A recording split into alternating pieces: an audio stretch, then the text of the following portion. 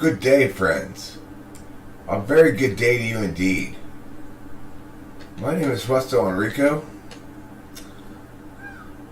and I'm what's commonly known as the Huesto de Taquiendo de Famiose de Piglioples, also known as the Internet's finest television program. It's known as that and a lot of things, really, you know. There's nothing like a relaxing day by the ocean.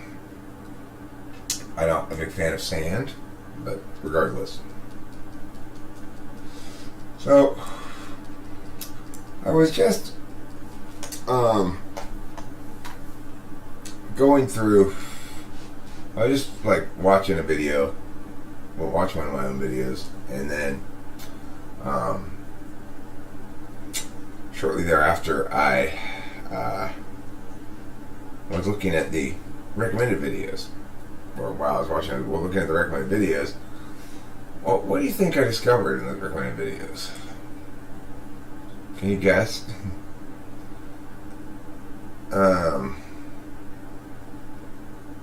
It rhymes with a whole lot of bullshit. Yeah, that's right. It's a whole lot of bullshit out there. There's a shit ton of bullshit out there.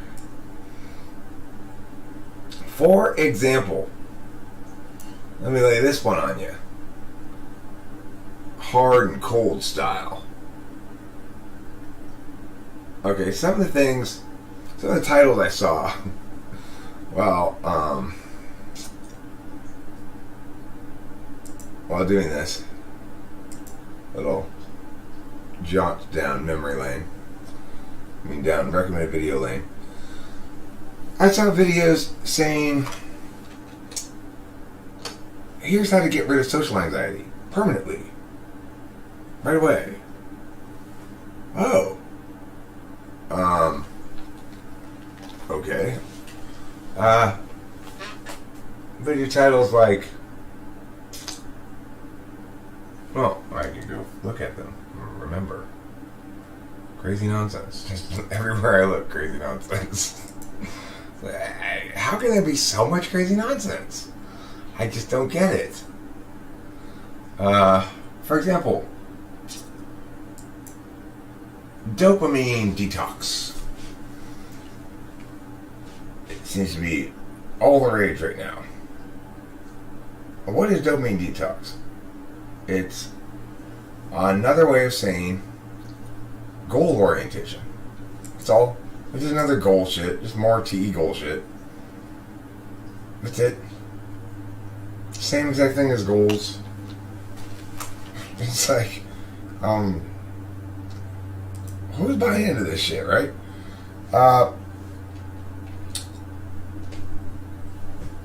Things like the video I watched yesterday. Why dumb people think they're smart. And talk about that. Now that's something that is designed perfectly to hit an intellectually gullible person right in the face.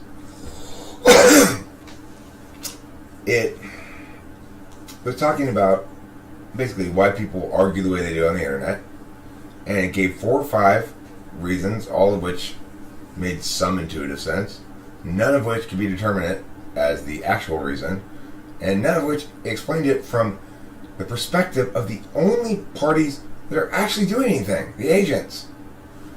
And it's representative of failure to distinguish between objects of analysis and examples of analysis. This is the kind of shit I encounter all over the place on the internet.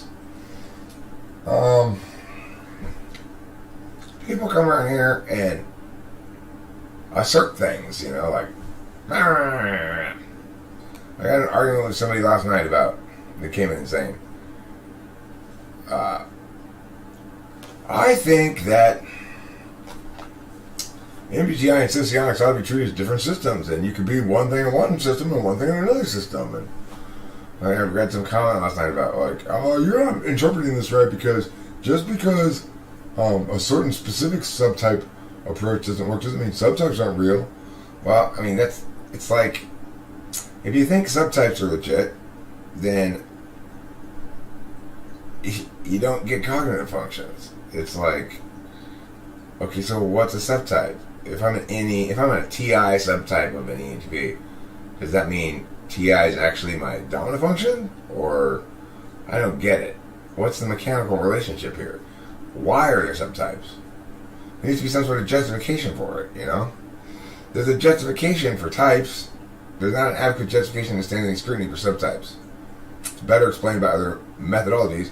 And when you try to capture differentiation within a set by using the rules of set distinctions, you're doomed to fail. So, So I wanted to address this question from another angle. Instead of saying, why do dumb people think they're smart? Address it from a perspective of, why are people so gullible about certain kinds of things, more gullible about certain kinds of things than others? Like, who's buying into this notion that, like Charisma on Command has a video up there, like how people manipulate you. And then it has a quote on it. But you said, that's not manipulation. That's accountability, motherfucker. You know, I mean, but you said is not manipulation. That's expecting your words to matter. Just like you expect mine to matter. The nonsense out there is ridiculous. Rachel likes to complain a lot about manifesting. She watches more magical thinking videos than I do, obviously. But there's a lot of people out there who talk about manifesting things. That you just need to, it's a law of attraction. You just put out there what you want, and it happens.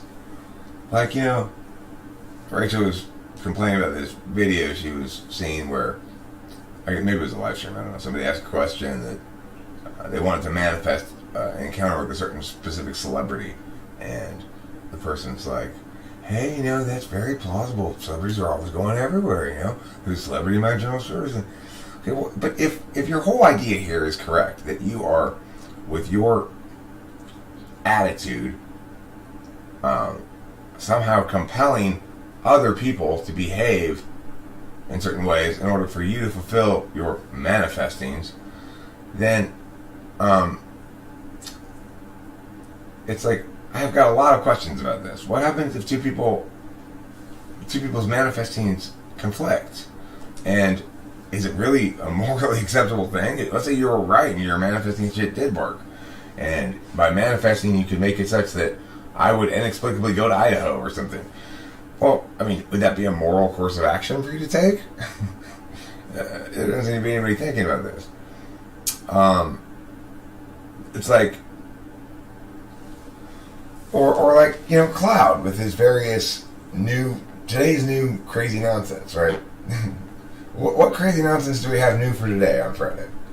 Oh, well, now I'm into plucking the hairs from my head one at a time. It really brings on spiritual enlightenment or something. Basically, if I package any piece of nonsense in the right kind of guru wrapping, then, I could potentially seize Cloud's imagination for a day. And he could embrace my crazy nonsense as today's crazy nonsense, Why is that? Well, it's 4-slot Ni, polar Ti, for ESFPs, but the 4-slot Ni part, or polar Ni part, in some instances, like with ESTJ or ESFJ, that's really the explanation. You know who Sad Guru is on YouTube? No. Is he a sad guru?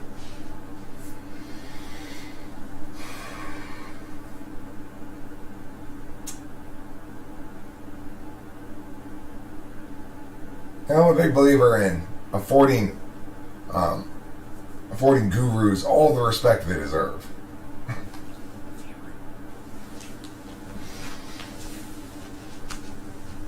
That's like, well, what kind of special knowledge are you presuming to have here? You silly goose. Of course, the problem is this. Gullibility tends to be inversely proportional to objective critique.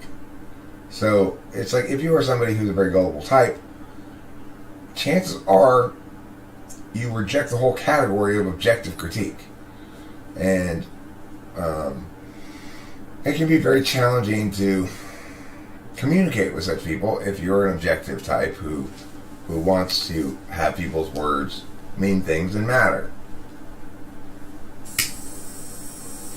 But the worst kind of intellectual gullibility is actually much more frustrating to me than spiritual gullibility. The nice thing about magical thinking gullibility is if you got forethought in an eye or something, you just pick them up and set them down at a whim, and it doesn't really harm you. You never get too attached to any of these crazy notions, so whatever, you know. The TE kind of intellectual gullibility is the one that really irritates me. This crazy notion that TE people sometimes have that they've got a better claim to objectivity because they're using the word empirics a lot, or empirical. And, of course, that's intellectual gullibility, the notion that somehow, some way, we can avoid logic while being sciencey. Of course, it's silly. You know, your ridiculous justifications based on, like, you know, data and empirics and science theater, basically, does nothing but lead you further from the truth in a way that's somewhat less offensive to most people than, say, spiritual gullibility. I mean, just look at Teal Swan. Teal Swan is crazy successful. Incredibly successful. And she doesn't say a goddamn thing. She doesn't say anything. Anything of any value, you know. She's sort of good at anticipating and invalidating critiques, like dismissing any critiques as haters, and like people who aren't fully optimized, like me, Teal Swan, may critique me, Teal Swan, on the following very critiquable points, but that's just jealousy. Teal Swan,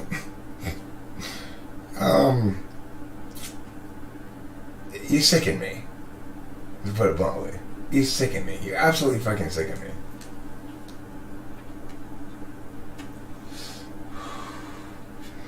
So, Fenty Deluxe says logic coherent but incomplete, feelings complete but incoherent. Well, I guess coherent's a good word there, in the sense that it tends to suggest that that which is coherent is coherent to third parties.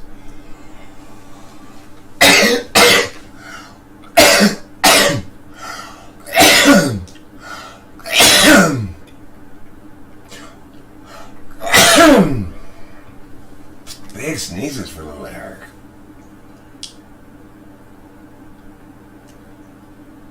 I mean, I don't see it as a matter of completeness. I see it as high resolution, low resolution. You're either using sort of low resolution video as a stand-in while you edit, with the intention that at the end you're going to replace it with a high resolution video and just execute those basically macros you set up to do the editing. Not really macros, but like the program set up to do that.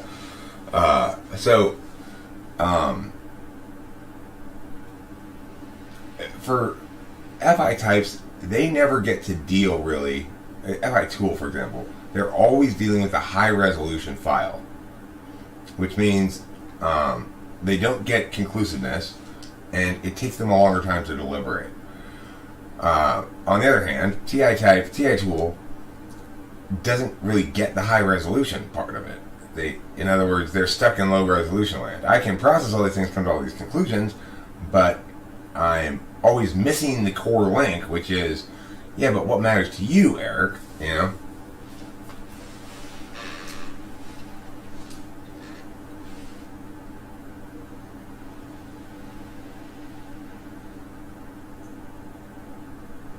Okay. A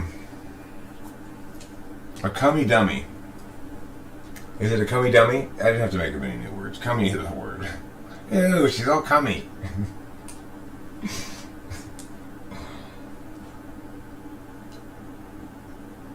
That's a cummy dummy. Yes, it is. It's a cummy dummy.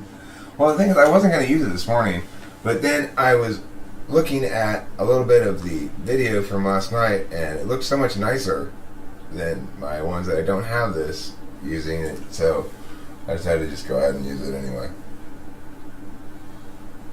So will I always use it? Probably not. Oh, it's an inkety pinky.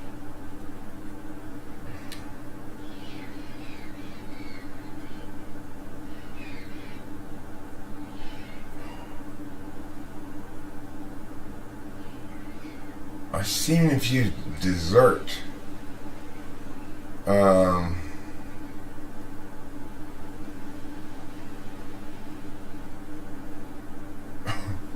Why just go with cummy dummy?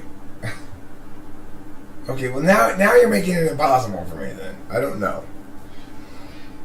Dessert. A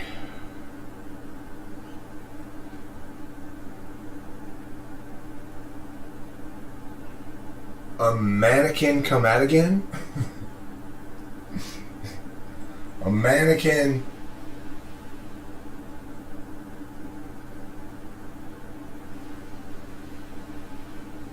I don't know.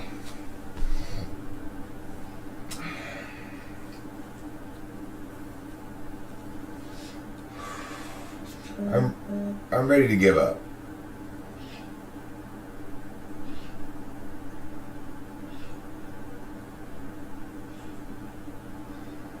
All right.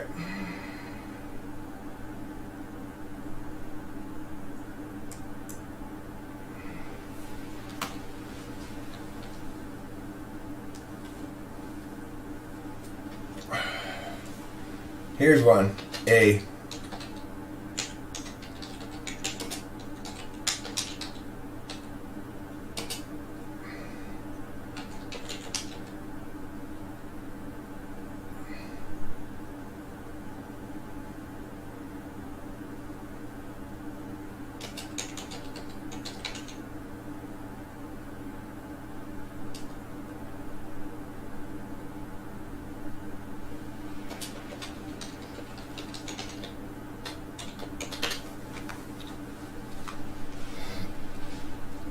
and it's inspired by you, Skegger.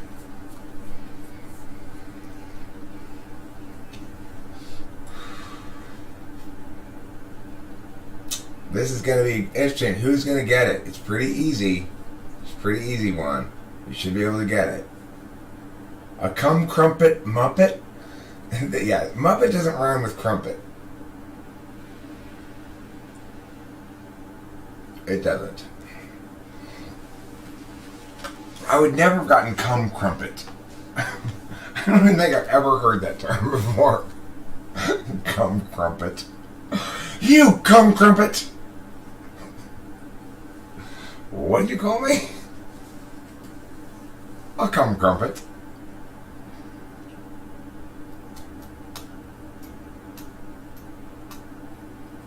No. Not quite right. A post-silent pictures, that means after the era of silent pictures, feature involving splash.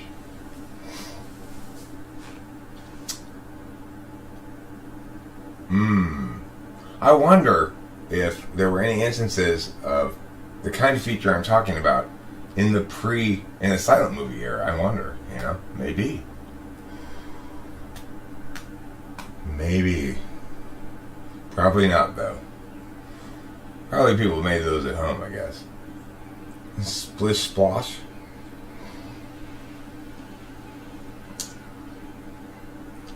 A silent picture is a movie made before they had audio. When they used to play a piano, or they play dun dun dun dun kind of stuff on an organ or whatever in the movie theater, and then it would have text bubbles sometimes on the movie because it didn't have any sound.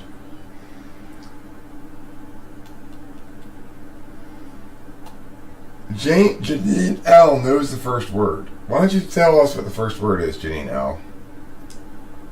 That should give everybody the answer right away.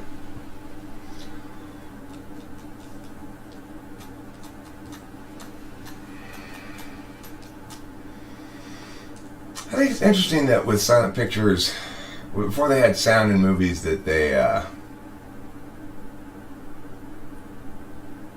still tried to do movies with lots of dialogue in it and stuff, or some dialogue in it.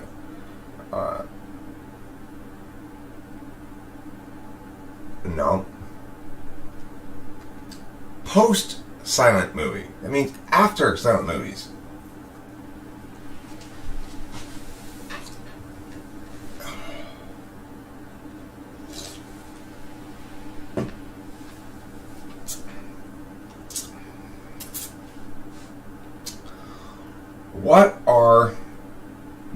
What were movies with sound called after the silent movie era? That's the question. If you know the answer to that, then you're really cooking with gas. Janine Al, can you give us a hint? You say you know the first word.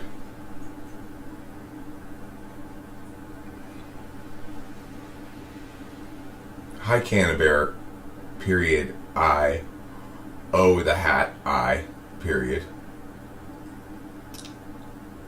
Talkies. So, the first non-silent movies were called talkies. It's talkie. Janine L. has correctly identified the word for post-silent movie era feature.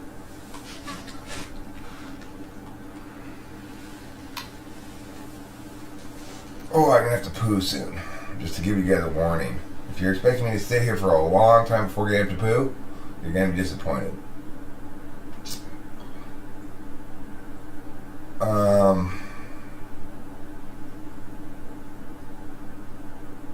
So, Skygear, you got it yet? Well, today you learned something, Raphael. Next time somebody involves a quiz question with the word talkie, you'll know. Come on, guys. What rhymes with talkie? No, that doesn't rhyme. Okay, what if I were to replace the word splashing with the word, yes it is, Janino, with the word face wettening?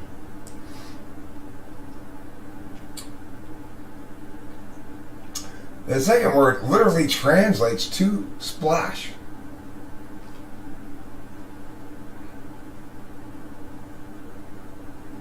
Anyone? Now, I thought we had some real Pornhub aficionados around here, but apparently not.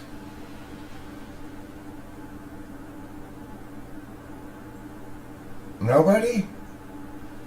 Oh, come on. Alright. The second word that means splash is translated from the Japanese. There you go. Tataki Bukkake. You know, the first Bukkake films were silent films, obviously. They'd play the piano and there'd be a little text bubble pops up that says, eh. Yeah, it is. That's right. Yeah, Tataki Bukkake. It is. It's a great thing. I came here to be lectured about how the world doesn't work a certain way because conspiracy theories.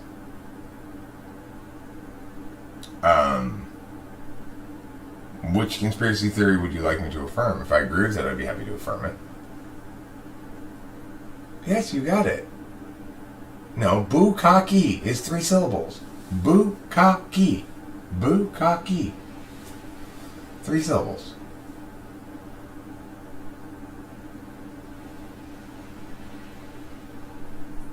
Well, Angantir, Skygear is trying to negate my perfectly legitimate. It is 3 syllables. My perfectly legitimate Inky Pinky, Talkie Bukkake. which is a post-silent movies era feature about splash. Because bukkake literally means splash in Japanese. Improperly framed. How did I improperly frame this? Oh, that thing. I see. You're talking about the TE thing. No, not intellectually dishonest. Just frame locked. Which is to say, not even improperly framed, just incapable of getting out of their frame. It's something that TE people have more problem with than TI people, because TI is a universal thing. Well, I gotta poo right now. I can't stay here any longer.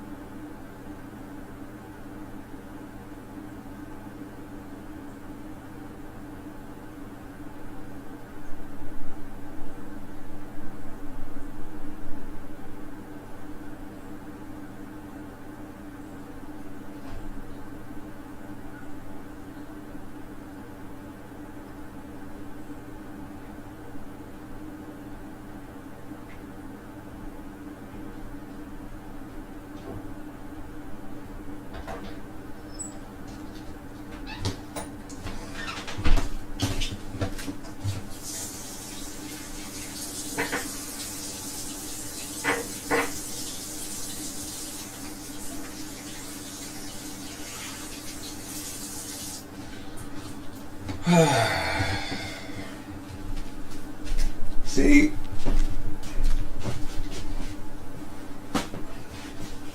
this is why I've yet to ever be able to rise above Class C pooper. Because, like, if you're a Class A pooper, you're never going to do what I just did. You're never going to poop, wipe, and then realize you have more poop. I have to do the whole thing over again. Alright, go ahead. A shovel is mainly used to imitate erosion.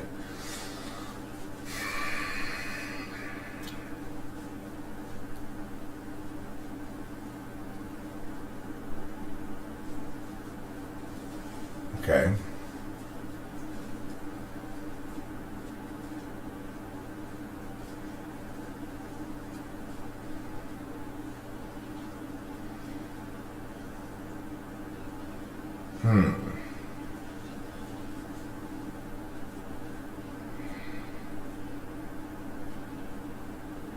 I didn't see it.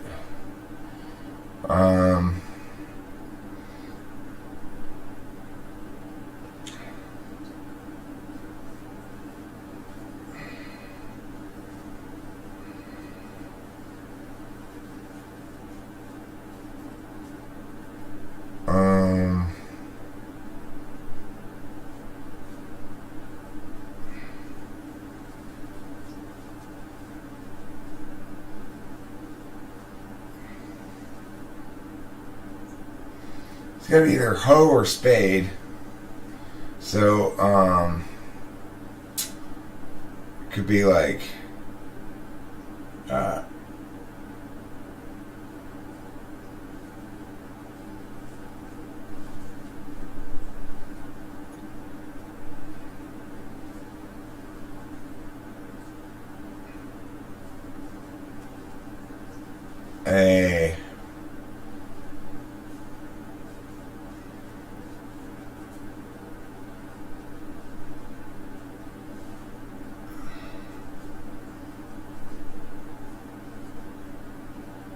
I don't know.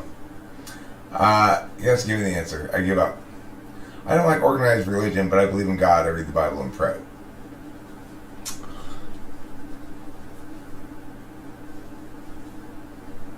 Are you saved, though? Saved from what? A braid spade. Okay. Yeah, okay. I wouldn't have gotten a braid. That's a good one. Let me see the next one.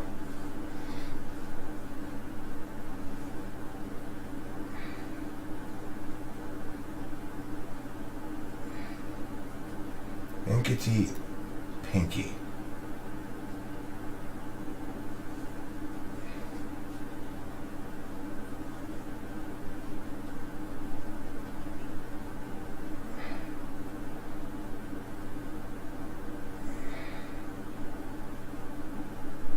Let's see.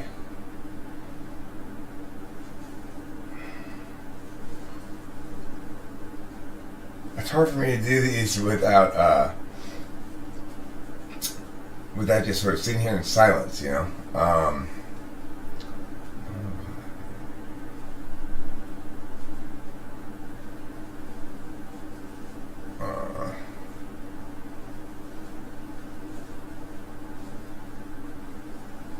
Okay.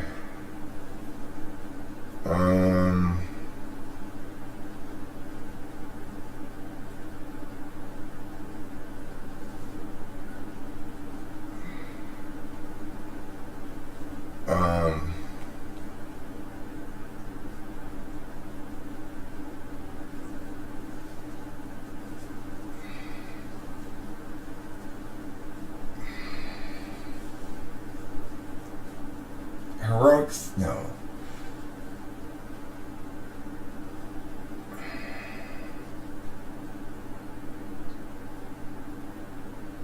Platonic tonic.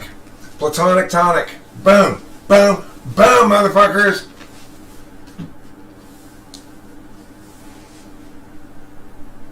No, Inkity Pinkity is not a inside joke. It's a game we're playing.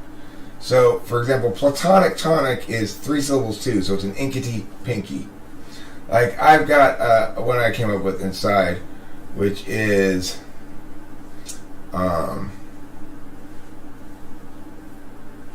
and a tendency to avoid transformation. It's a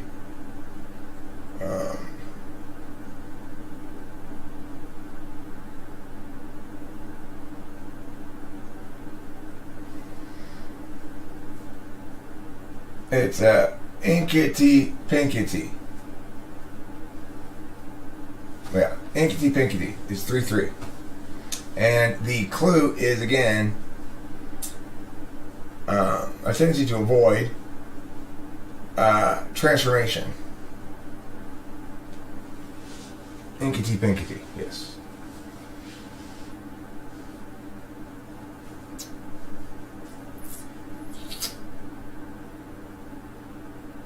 Or, I guess, transformation avoidance would be a fine clue, too. Very good, Freddie Forgiato. It's a conversion aversion. That's right.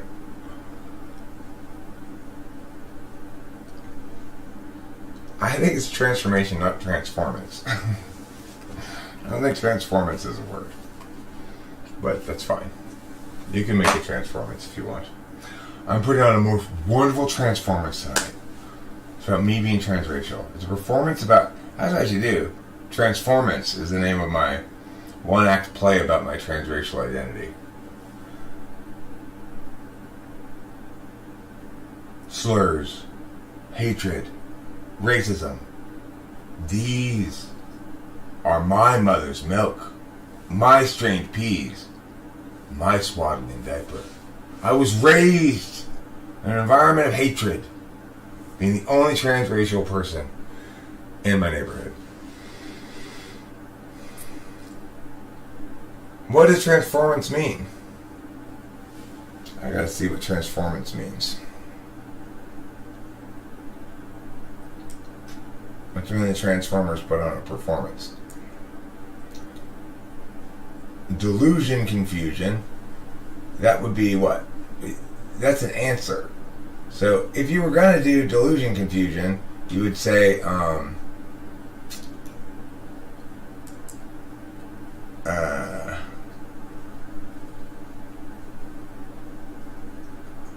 state of befuddlement regarding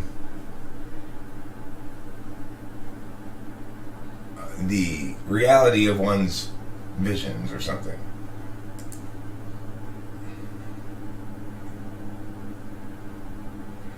Transformance, more than meets the eye.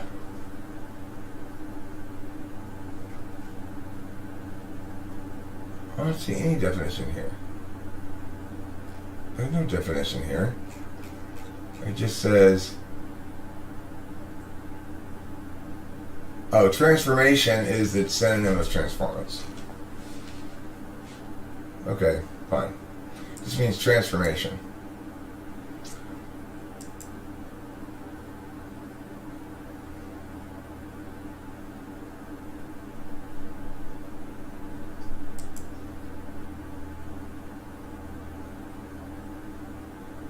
So it's interesting, this new song of mine here,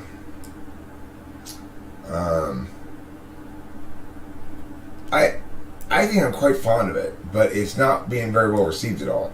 So it's interesting because rarely, occasionally, do I think people are wrong about something. Amazing pillow. What's the syllables on it? You gotta give us the syllables. How many syllables in the first word, how many syllables in the second word in the answer?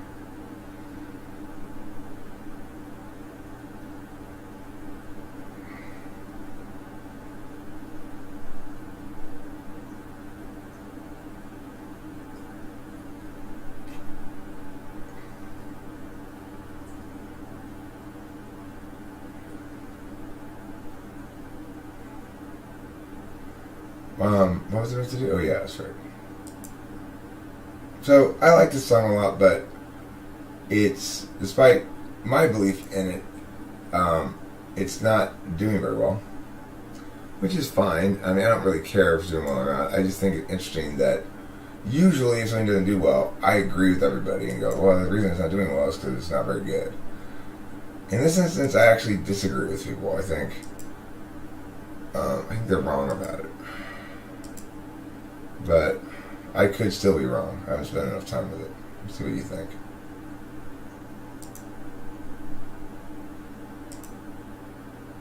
Jesus is people, but absent of sin. He must then have struggled with regular men and women, of course.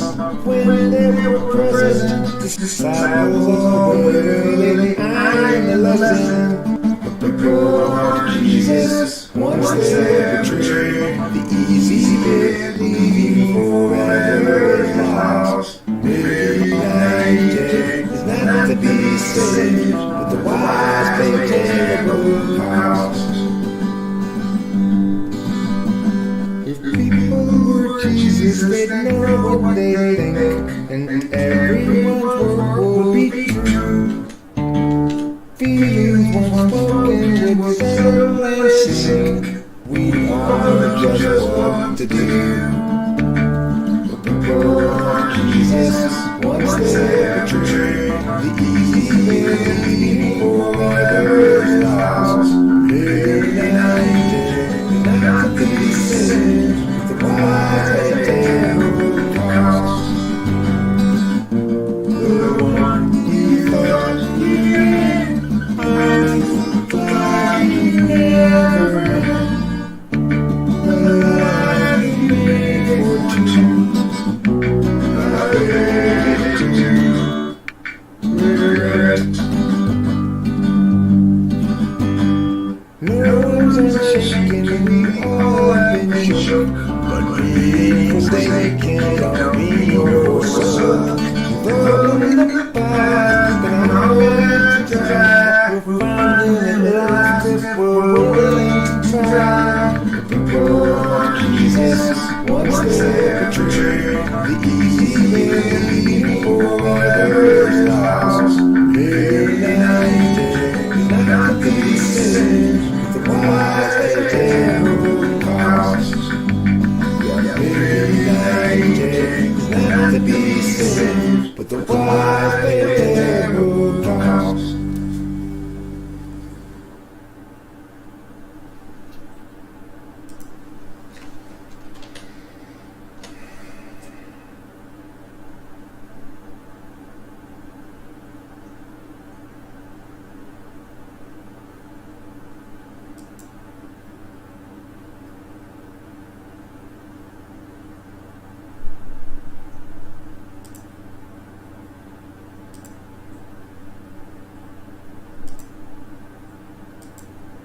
I guess I didn't mute the mic. I meant to mute the mic when I played that. Sorry. An accident.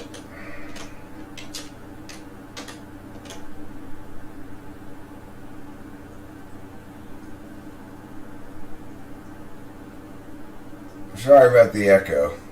I'll play it again without the echo.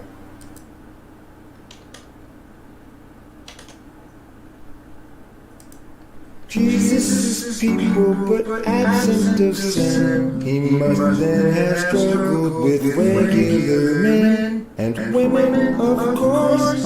When they were present, disciples all were really eyeing the lesson. The people of Jesus, once they betrayed, the easy bit leaving forever is lost. Midnight is not to be saved, but the wise pay terrible cost. If people were Jesus, they'd know what they think, and everyone's word would be true. Feelings once spoken would settle and sink. We all know just what to do. The people of Jesus, once they betrayed, the easy way leaving forever is lost. Midnight is not to be saved, but the wise pay terrible cost.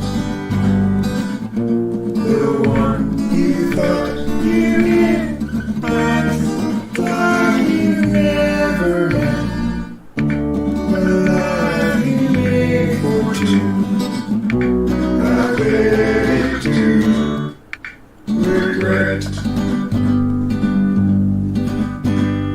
No one's unshaken, we all have been shook. But being forsaken don't mean you're forsook. Though in the past you can always try, we'll find them at last if we're willing to try. But people want Jesus once they're betrayed. The easy believing forever is lost. Maybe naive not to be saved, but the wise pay terrible cost.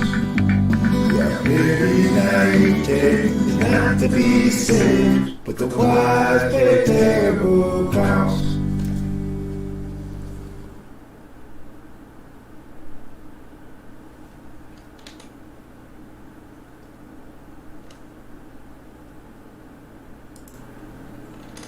I like it. I think it's a well-written song, and has good lyrics too.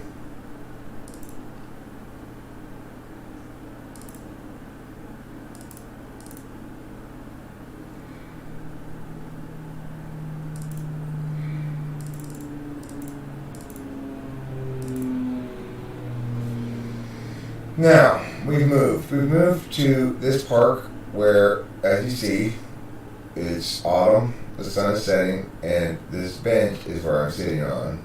But I brought my cushion. That's what this is. This is a cushion I'm sitting on the bench. Right here. Right here. This. Everything's backwards on this thing, you know. Now let's see what's going on in the old shadow route.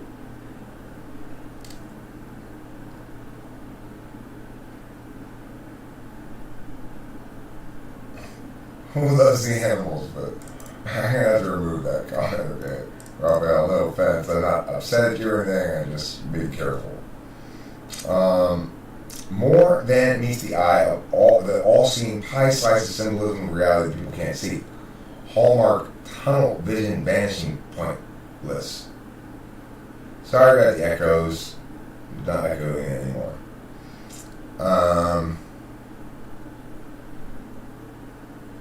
I look like a bald Jesus. I'm no Jesus. That's for sure. The state of the states? Yeah, I've got a lot of thoughts on the state of the states. Number one, the United States of America needs me to be the president. I will make my alien vegetable. I sound like I'm far away. Ow! I mean, oh. Oh. Oh.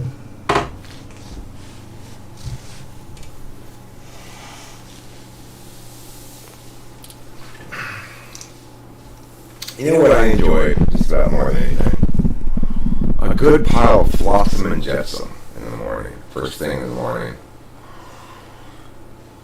You know, if you want to go up a really gamey smell like me, I got a tip for you. First thing in the morning, what you're going to do is pour a glass of milk down your pants. Just let it sit. Just let it sit, okay? The world's East language. Well, half the world is. It sounds to me like Jordan Vliet, you might be a metaphysical type.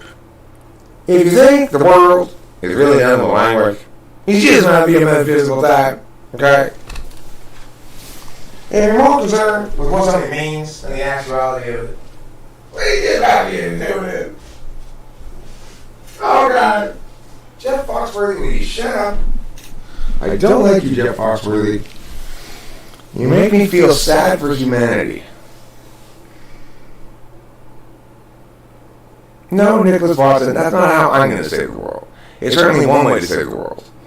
First, occasionally, if you depend on your position in life, where you are, what you're qualified to do, and etc., you know, history may call upon you to lead. In which case, you've got to have aspirations a lot grander than saving one person. You've got to have some aspirations that are related to people, individual people, that are related instead to, let's make decisions the right way. Then we won't have to worry about the impacts of bad decisions. You know, if we Stop echoing. How can I be echoing now? Am I echoing? I can't be echoing. It's just the mic, you know? There's nothing playing through the speakers. Echoing happens when I play things through the speakers. Know what I'm saying, dog? The speak is speak ors. I'm echoing? How am I echoing? Doesn't even make any sense.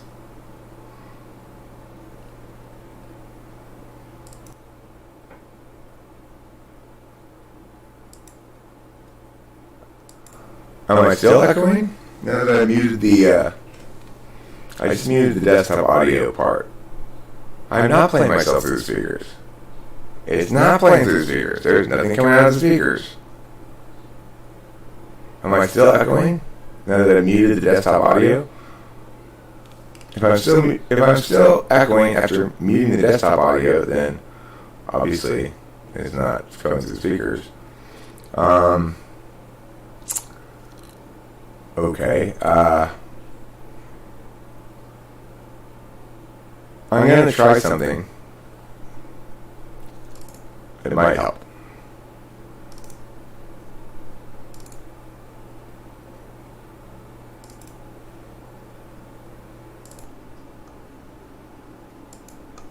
Now, is that better?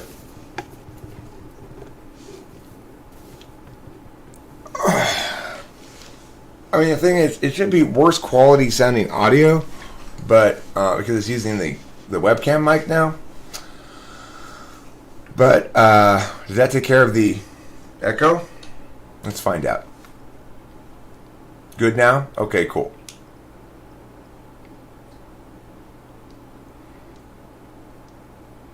Okay, well, the thing is, if you are helping one person at a time, Nicholas Watson, then you are destined to provide your help in an extraordinarily slow and non-cascading fashion. One way you can help is by changing a rule up top and watching it cascade down to good effect, presumably if you make a good rule change, you know. And that's going to impact everybody depending on your position. I tell you what, let's see if I put it back on the other mics if it's still echoing. I'm just curious.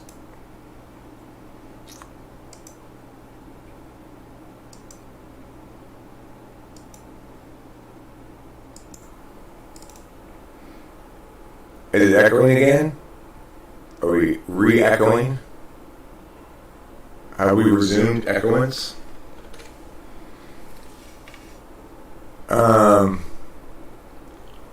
Like I said, Raphael, at the time when I deleted it, I wasn't upset about it or anything, but it was just, I'm being careful. Alright, fine.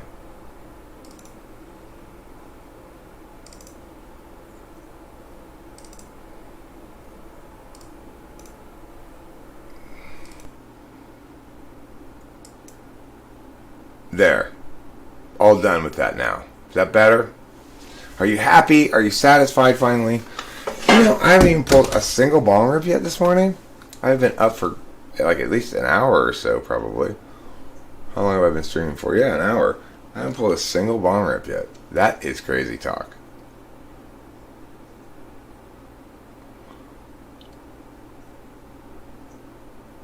Does that thing happen to have an equalizer that has options as concert hall?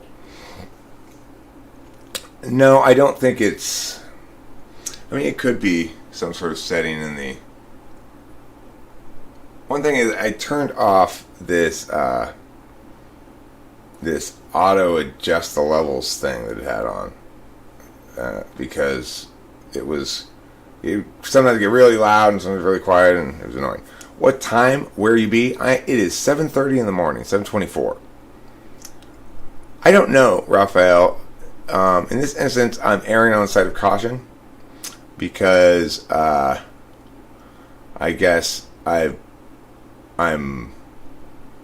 abundantly careful with YouTube. It's so much of my life, and this channel is so much of my life put into it at this point that I really want to make sure I don't get in trouble, because I already have a warning for this one C.S. Joseph video that I made where I tore him a new one in abusive language.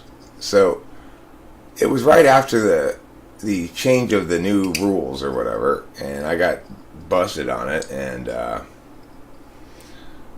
then I realized, oh, in the new rules, warnings never drop off. I've had it for like well over a year now. Echoing again? It's echoing again? Really? How? Why? That's so weird.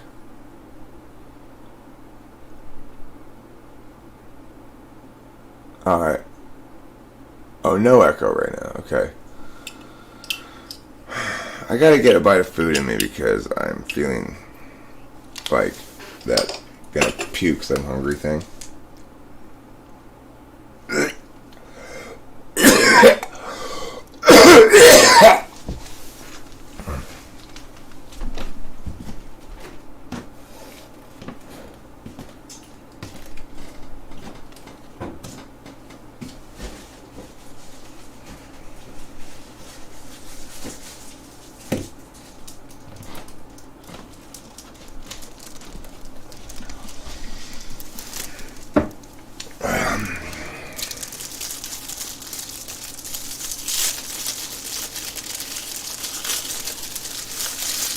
Honey bun. This is called a honey bun. I totally want to go to New Zealand. You know, I was watching those. Oh, is this thing unplugged? No.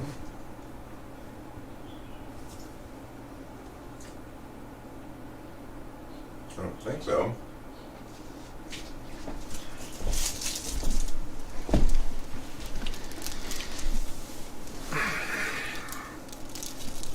Lord of the Rings makes New Zealand look so cool.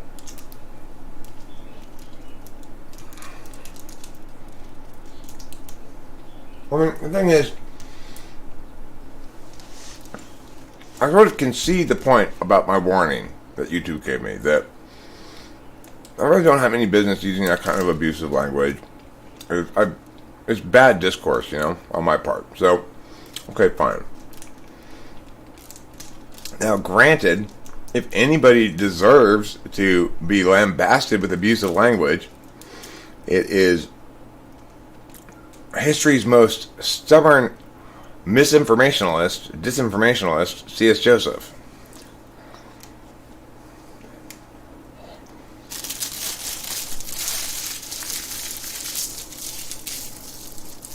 No, I know, but I had a strike, I appealed and got it removed. I had a strike based on saying something very much like that in a video that got interpreted as hate speech. I appealed it, and they removed it. They agreed with me that it wasn't, but it nevertheless has made me skittish about shit like that.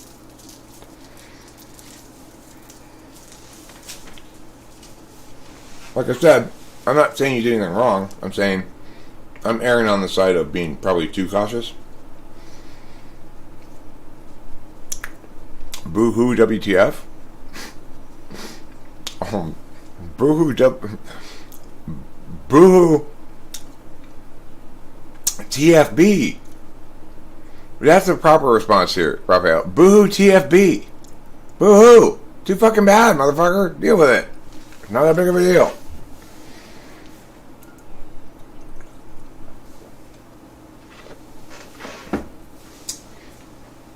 Nicholas Watson, I'm pretty sure that was like Argentina or something, where the Nazis went.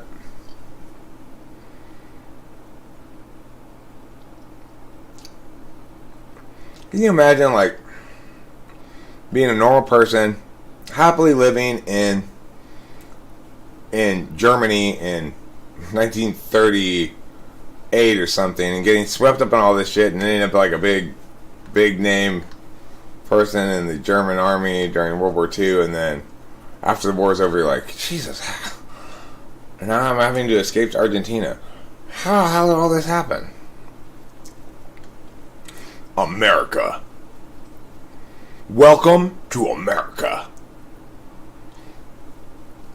When I am president of this great country, the world will be will have transitioned from a point of possible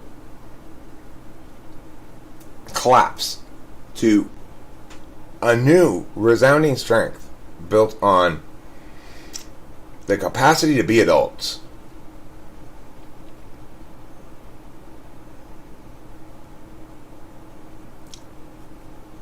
I don't delete any message. I delete messages that specifically have stuff about the Jews in them. Because that's what I got a strike for before.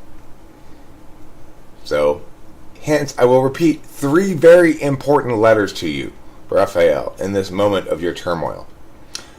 T, F, B.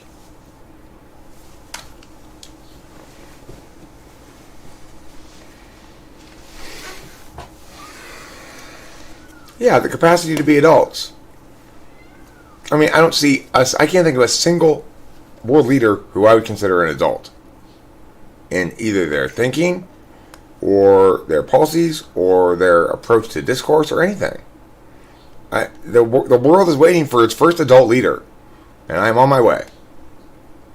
This is a green weed bottle. That's funny. It's. Let's see if I put it here. It doesn't even matter if I put it there. It's green, so it looks like the background.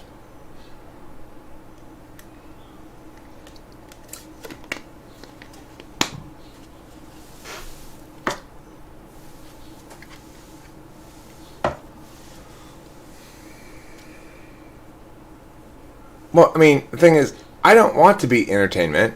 I don't think world leaders should be entertainment.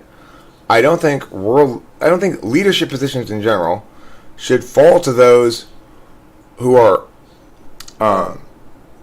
most effective at attaining power positions. I think they should fall to those who are most worthy of wielding power because they are determined to wield it in ways that are neither self-serving nor ideologically serving, but rather adulthood serving, where we have a citizen democracy where people actually can communicate about important public issues rather than just devolve to groupism every time. Well, you're on the wrong side, so I hate you.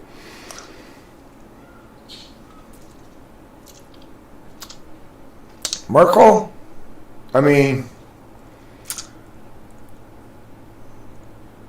textbook example of somebody getting caught up in the trees and forgetting that if she doesn't define the forest correctly, it's all in vain. I echo again. Listen, I'm tired of your random echo accusations. Stop accusing me of echoing. I'm not echoing. I'm not. I don't echo.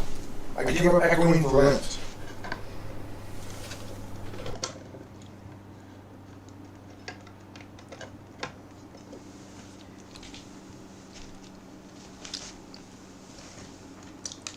I tell you what I'm going to do.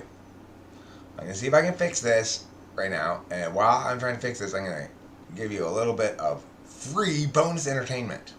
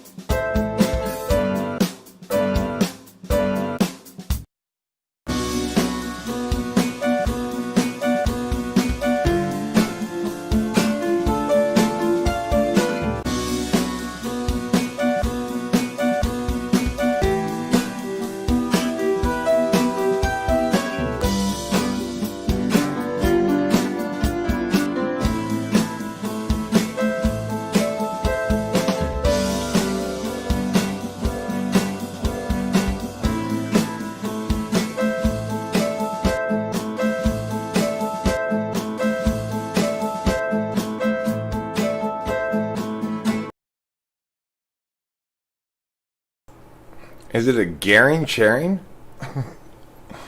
Is it Garing Charing?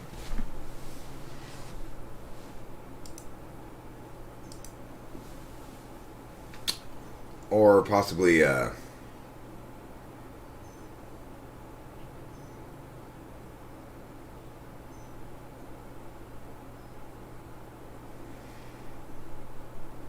okay,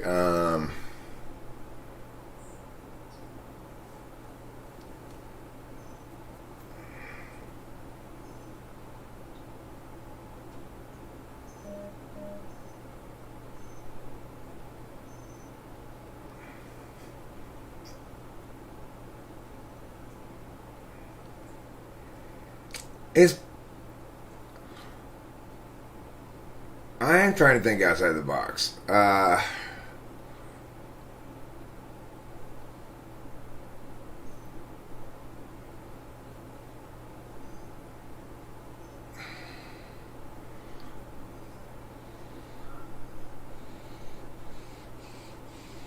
Okay, a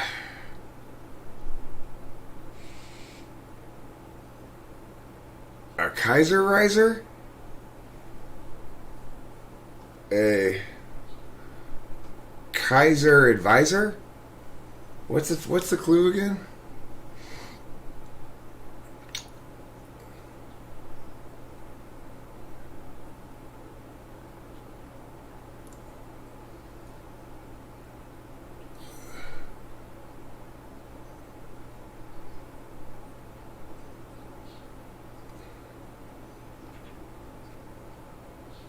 Preside.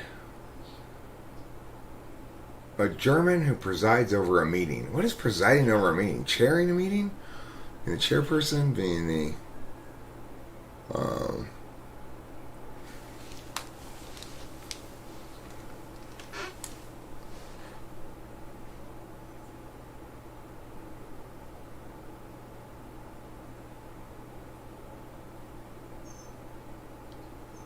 I don't know. I give up. I give up.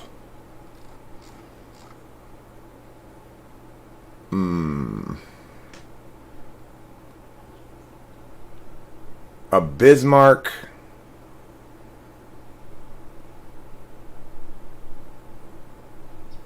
Plutarch? A Bismarck Plutarch?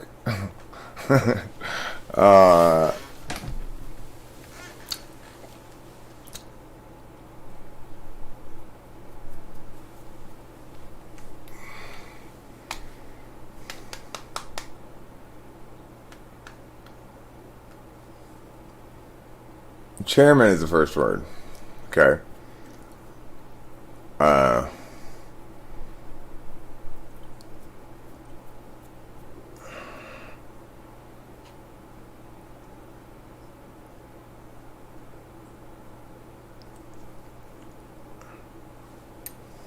don't know.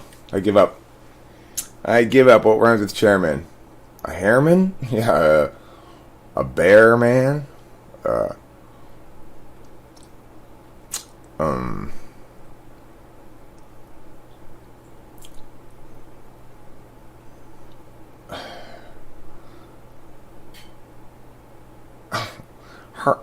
Airman, meaning like Herman. Okay, that's a real stretch, Skygear. It's a bit of a stretch, don't you think?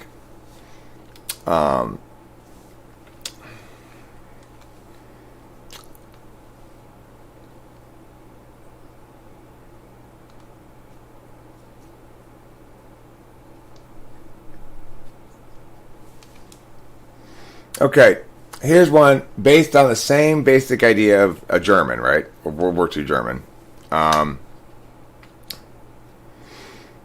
A gymnastics equipment used by a North African general. It's an Inky Pinky. Gymnastics equipment used by a North African general. Or a general in North Africa. He's not actually a North African general, but he was stationed in North Africa.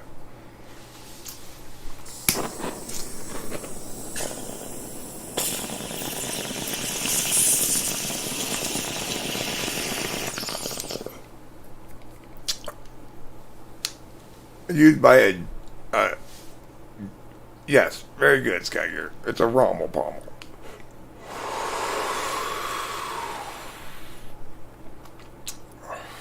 Very good. Yes. Field Marshal. You know, it seems to me that if I was going to pick one army that I associate with the term Field Marshal, it's the German army. I don't think the American military has field marshals. What are field marshals anyway?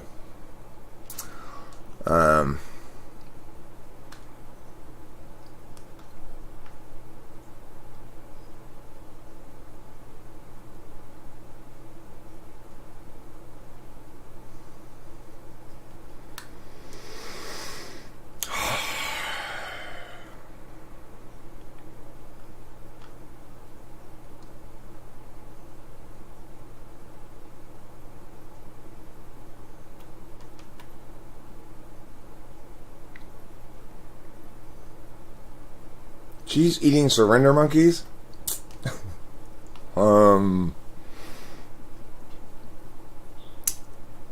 Pinch French. I don't know. It's the highest military rank in the Nazi German army was Field Marshal? You'd think like General would be or something. Field Marshal, huh?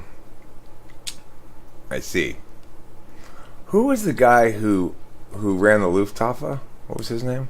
Was that Goering? No, Goering was the propagandist, right? Who was the guy that ran the Luftwaffe? Goring. So it was Goering and Goring, huh? An unexciting day with the leader of the Luftwaffe, Inky Pinky. Oh, it's a boring Goring. You know, you could also use boring Goring for, like, you know, an unexciting horn puncture. An unexciting horn puncture is a boring Goring. Goebbels. Oh yeah, there was Goebbels as well. Hello, my name's Goebbels. Yeah, it's not spelled like that, Mr. Goebbels. Gerbil. Everyone says Gerbil. Stop being such a gerbil. Gerbil reminds me of gerbil. Also, Field Marshal Gerbil. Okay, your last name is making the whole term Field Marshal seem ridiculous now, Gerbil. You sound like a baby food mixed with marbles. Yeah. Okay. You are in for a real treat now. A real treat.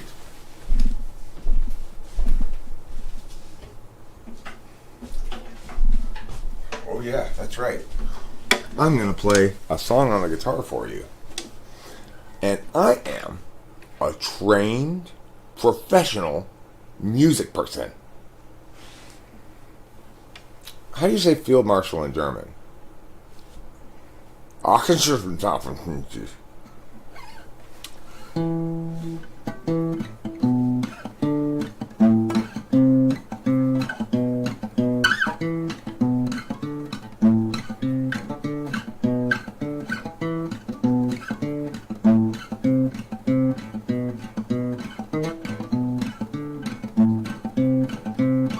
do you say cleaning woman in German? We need to see. We need to know. We need to spend. This is too hot. I'll turn down the levels.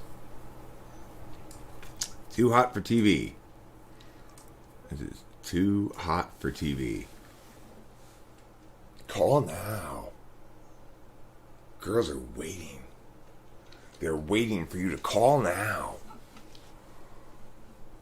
Reinigungsfachkraft. Putzfrau. I like the second one better. It's a longer word. Reinigungsfachkraft. cleaning woman. We need to see. We need to know.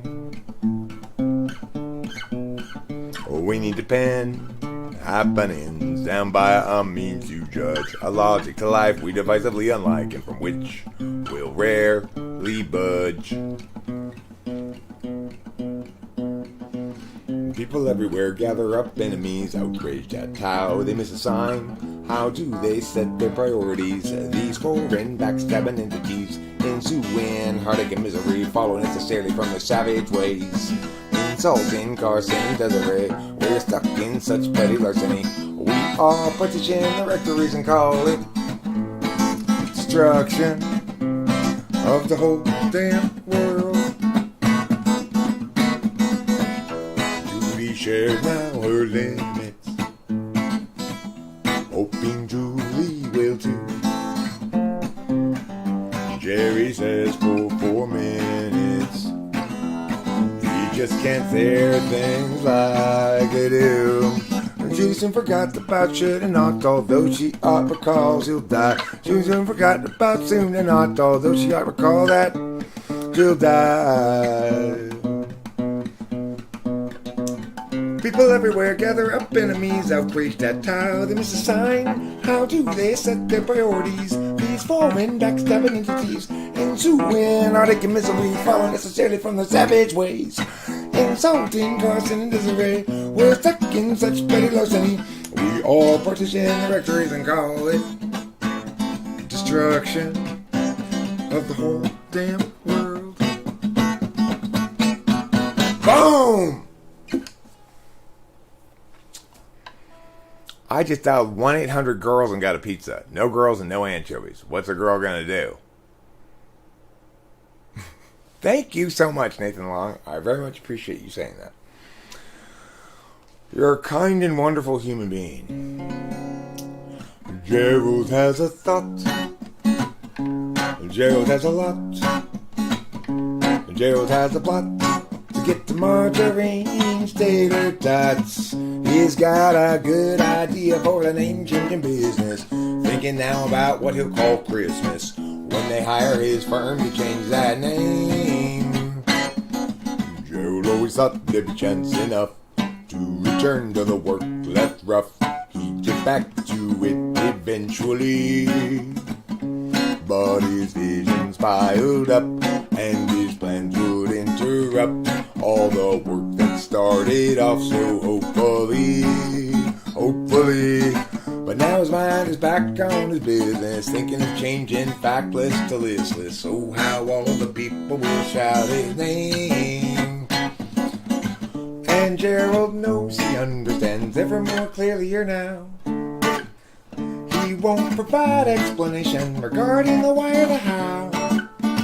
He'll see you and know you from inside your heart. Exciting, delighting, Gerald plays his part.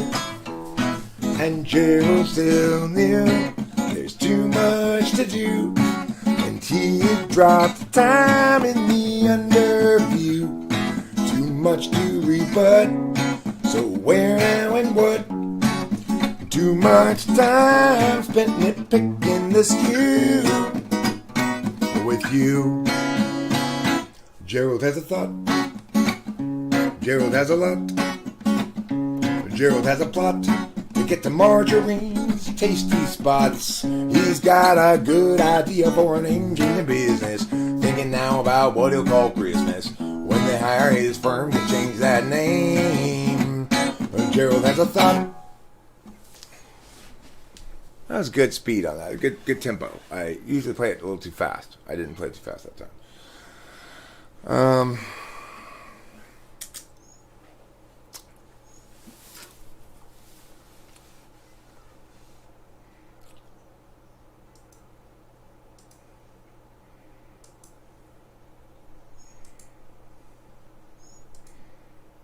Being forsaken don't mean you're.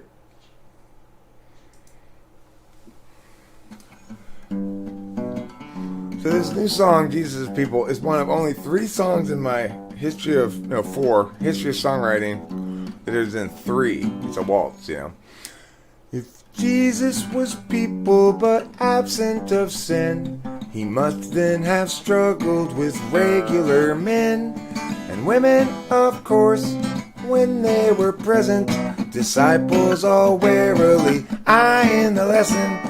People aren't Jesus once they're betrayed. The easy believing forever is lost. Maybe naivete is not to be saved, but the wise pay a terrible cost.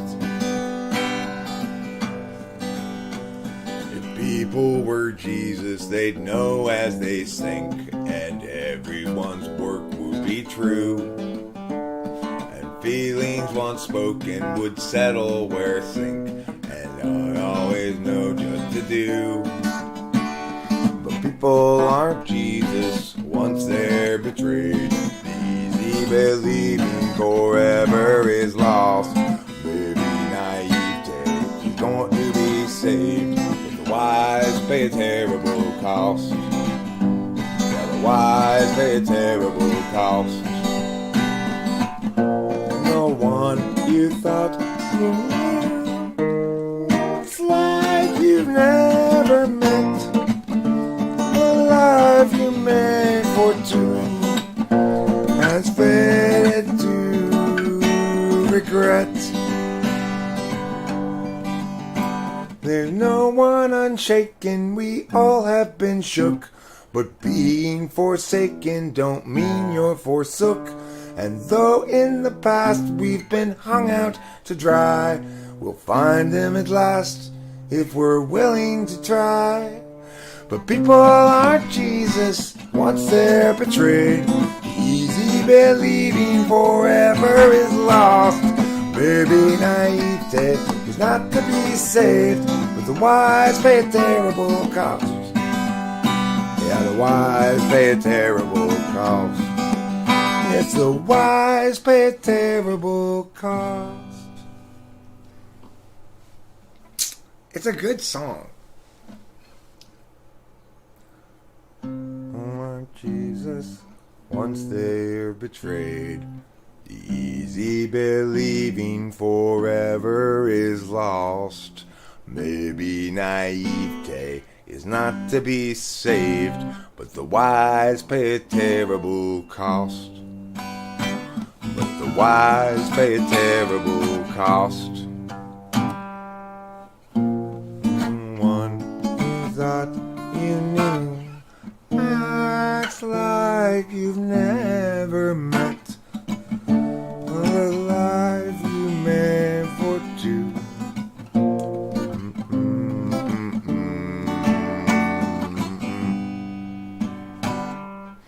Yeah, another, like, I don't write many songs in 3, but one of the other songs that I've written in 3 was one of the very first songs I wrote a long, long time ago.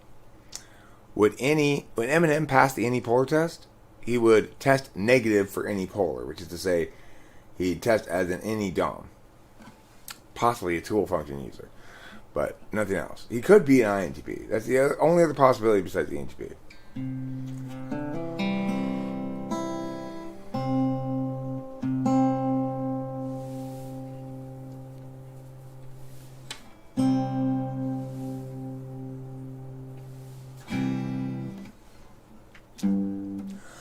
Oh, so this is the other, like the first song in 3 I ever wrote, which goes, oh, Matilda, has life been getting you down? Your high living ways nearly killed you, getting drunk every night on the town. Go home every night with a different man, climb right into his bed. Now, oh, Matilda, you're tired and wan and wishing that you were dead. Oh, why, oh, Matilda, why didn't you listen to me? You know, if you live like a devil, Matilda, you'll find yourself damned for eternity. another verse, but that's the gist of it.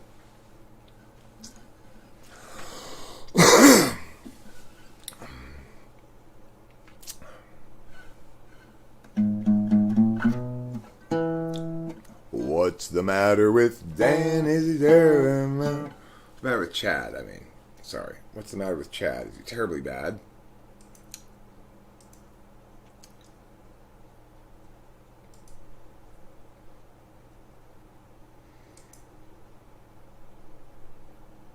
What's the matter with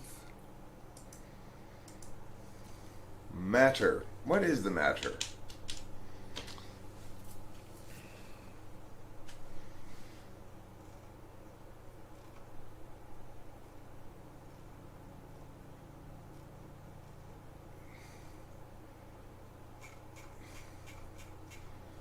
Oh, I might be wrong. What's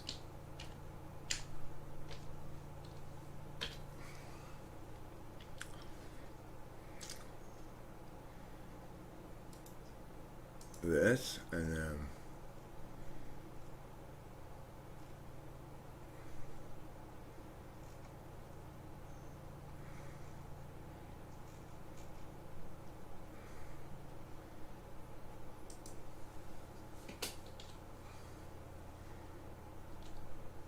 what's wrong?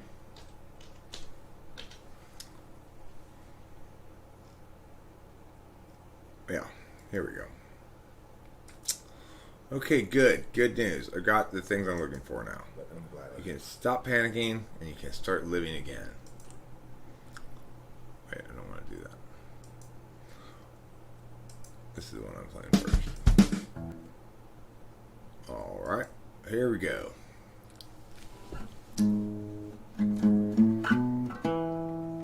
What's the matter with Chad? Is he terribly bad? Is he very like Dan, who's a terrible man? Is he sorta like Jill, who can't pay her bill? Or rather like Jack, too stuck on the facts? What's the matter with Sue?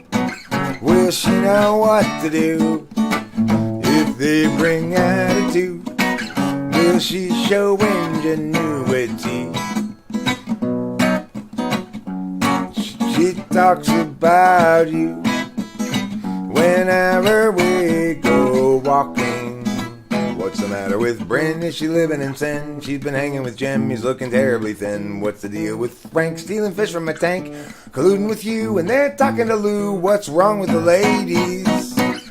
Never have been from the feelings Katie to the coldness of Sven. They talk about you whenever we go walking. Paths that lead to lesser days, spill still out the overwatered past, and whoever's left that's still okay, just tie the sails to the mast. Are you angry at Ken or at Neville again? Don't bother with Kev, he's practically dead. Just focus on Bert, he's medium hurt. What's the quandary for Liz? Did she fail a quiz? What's the matter with Drew? Will she know what to do if they bring attitude? Will she show ingenuity? She talks about you whenever we go walking. Paths that lead to lesser days, paths that lead to lesser days, spill still out the overwatered past, and whoever's left that's still okay, just tie the sails to the mast. 'Cause each of us has much and gravely sinned. Throw up the hands, stiffen the chin. Catastrophe looms heavy overhead again. Time's gone will never be again, again, again, again, again. A wonderful.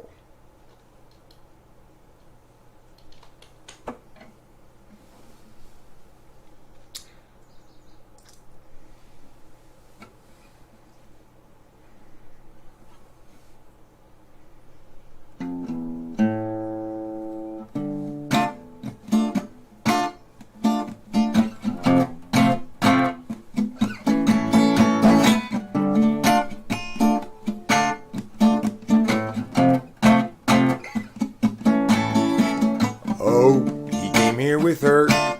Oh, he came here with her. And what's the big problem that you can't endure? It seems so sure it's not appropriate claiming to blame things on Scott. Despite getting caught, he's got you refraining for him, straining for him, going to the gym to make yourself good enough again.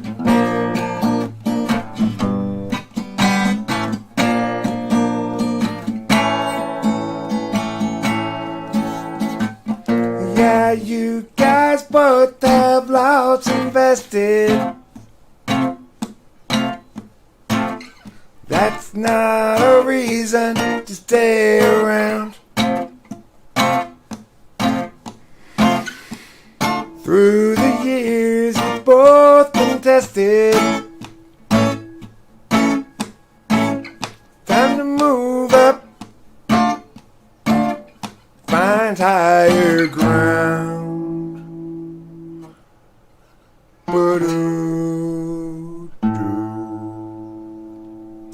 Oh, he came here with her. And what's the big problem that you can't endure?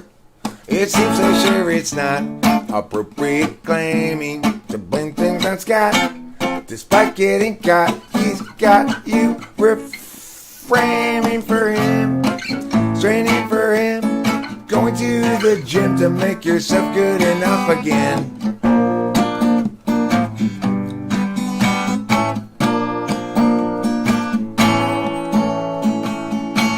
Be done with him. One of my less well-practiced songs. One of my least well-practiced songs.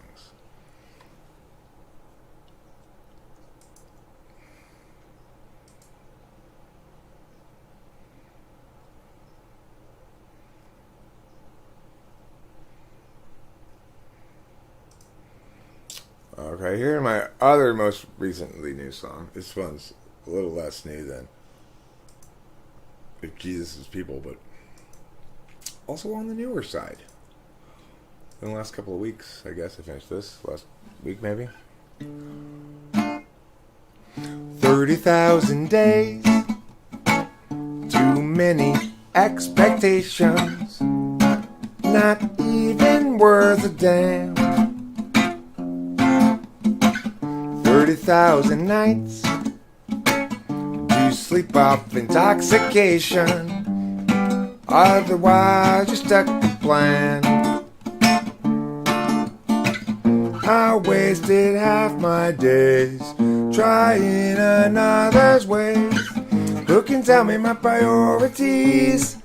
Is there anybody who knows the key? 'Cause I'm tired doing it wrong. One direction and have all along. Wait until I know. Or is that hesitation? Clarity's no good once your chance is gone. What I need to show is it's so below my station. I'm tired of doing it wrong. I wasted half my days trying another's ways. Who can tell me my priorities? Is there anybody who knows the key? 'Cause I think I'm doing it wrong. 'Cause I think I'm doing it wrong. Yeah, I think I'm doing it wrong.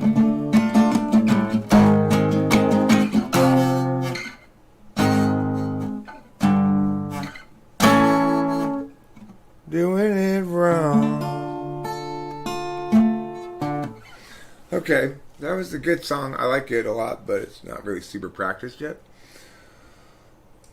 I think it's a fine and swell song though.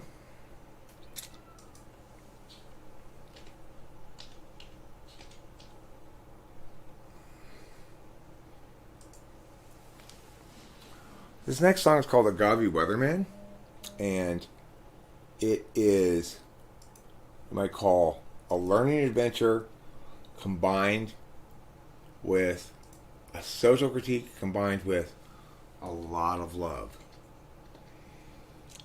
It's a lot of different things all in one. Alright, here we go.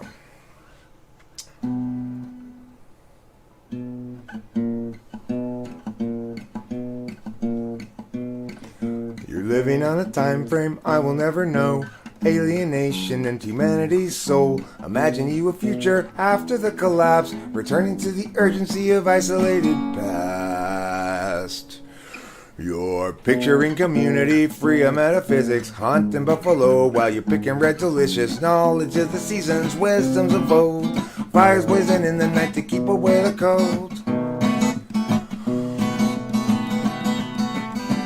Hostility is kept at bay. Hostility is kept at bay. Now what you think is in the way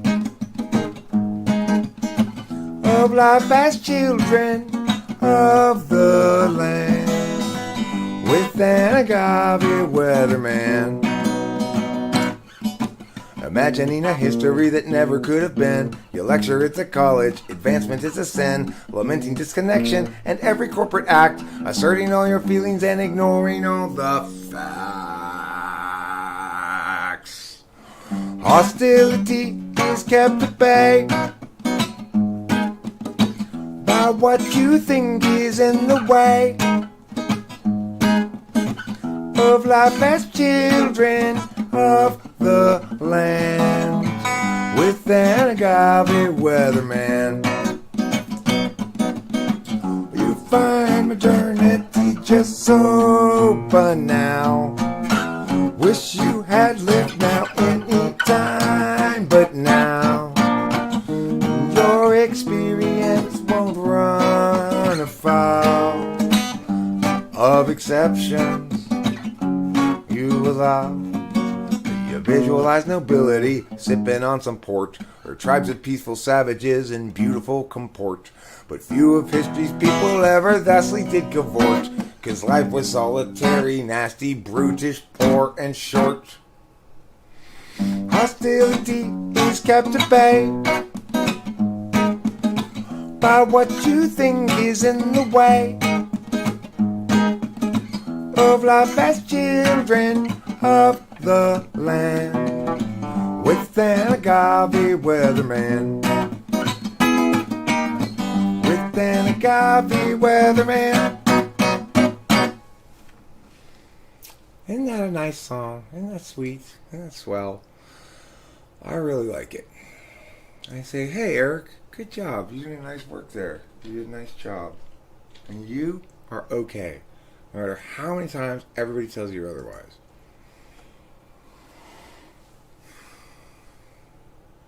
Even if they tell me that 50 times, even if 50 times, yes. Well, Sammy has a story that need be told. This is a song for an open road, and such a thing must always do its job. Married up Jip, turned 19, 4 years and 3 kids weaned. Weary now and questioning the path. Agency out, faces discretion. Locking in our courses, way too young. The urgency conferred is rarely just oppression, making sure those underneath them always run. Everybody panicked about the kids. Lock 'em up with extra dexedrine. Mathematics to produce success, or impose more on just duress. Agency outpaces discretion, locking in our courses, way too young. The The urgency conferred is really just oppression, making sure those underneath them always run. Doug get 20 thought bourbon fun, likewise Doug at 21, and so forth well up into middle age. What once had seemed to set him free became his whole identity. Now Doug's about another drunken rage. Agency outpaces discretion, locking in our courses way too young. The urgency conferred is really just oppression. They'll offer you incentives, but they haven't got a thing that's fun. Everybody's panicked about the kids. Ooh ah, lock 'em up with extra dexedrine. Ooh ah, mathematics to impose success or impose more unjust duress. Agency outpaces discretion, locking our courses way too young. Significance is really just projection. They'll offer you incentives, but they haven't got a thing that's fun. Without consent, it's really just oppression. But parasites surviving on their wages earned by lying. Well, they feed their fear of dying. Yeah, let's feed upon the futures of the young.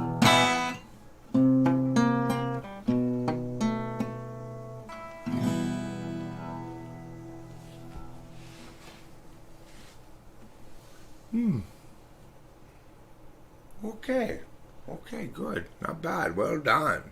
Well done, young man. Well done. You've done an excellent job today. Really? Yeah, you get a B. B? I think you said I did excellent. Well, I don't give out A's lightly.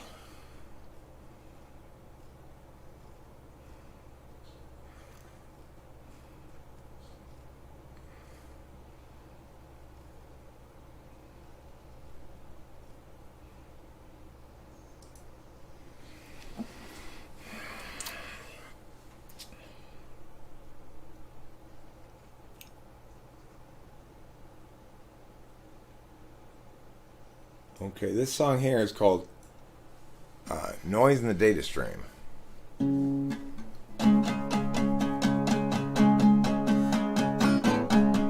Too much noise in the data stream, loud enough to disrupt everybody's dreams. Frustrations mean mistakes are made until it seems everybody's just throwing shade.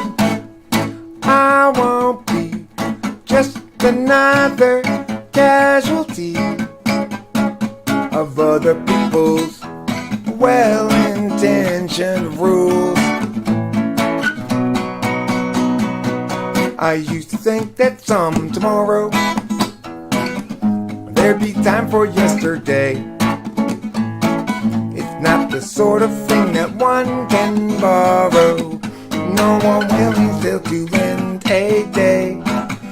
Your uncertainty's implicit, just like an unexpected visit from a bunch of men all dressed in blue suits.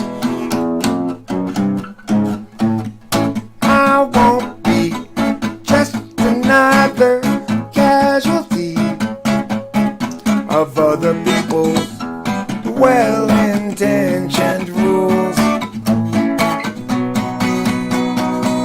I used to think that some tomorrow there'd be time for yesterday. That's a good song. It's a little bit hard to play. I probably should play it first in a set if I'm going to play a set of songs, you know.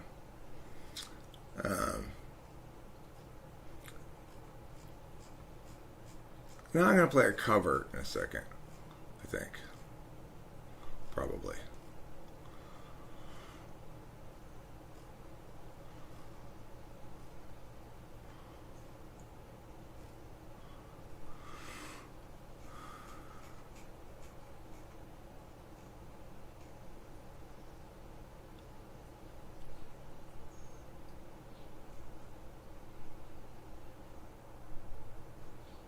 I'll play this. This is a cover.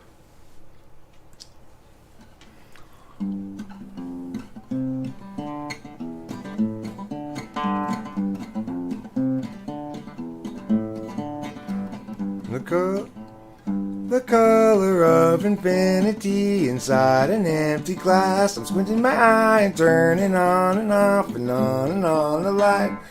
Too fast. Okay.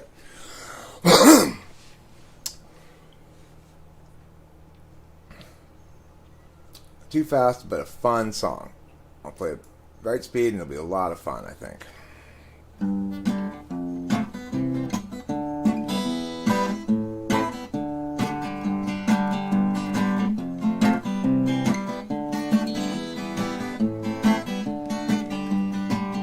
The color of infinity inside an empty glass. I'm squinting my eye and turning on and off and on the light.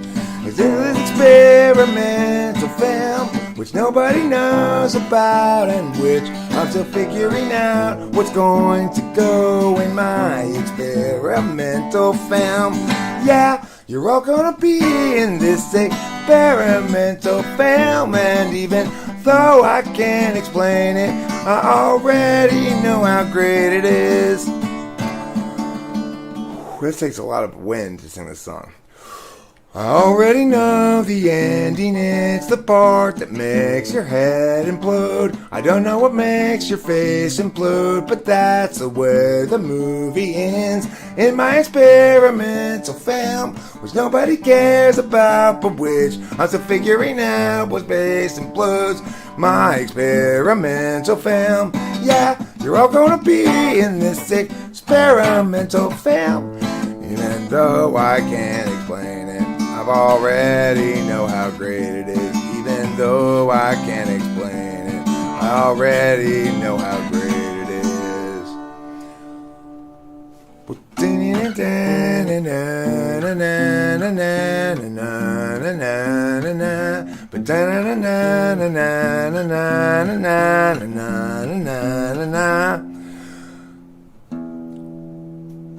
The color of infinity inside an empty glass is for this experimental film which nobody knows about and which I'm still figuring out what's going to go in my experimental film. Yeah, you're all gonna be in this experimental film, and even though I can't explain it, I already know how great it is. I already boom, boom, boom, boom, boom. G. It's in G, obviously. It's a pretty great little song, you know. It's like that's some great like melody chord combination stuff right there, you know. The color of infinity inside an empty glass. I'm squirting my eye and turning on and off and on the light. For this experimental film, which nobody knows about and which I'm still figuring out what's going to go in my experimental film. It's got a lot of chord changes and the melody is so intuitive anyway. It's great. It's a really good song. It's a winner. It's a winning proposition in every sense of the word.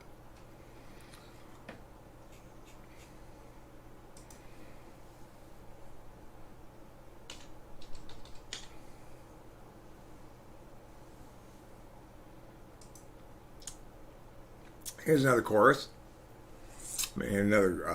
Cover. Another cover is what I meant to say.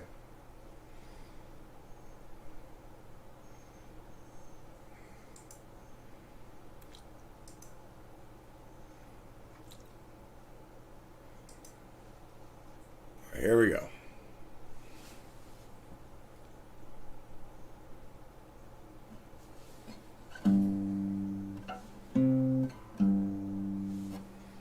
One of them's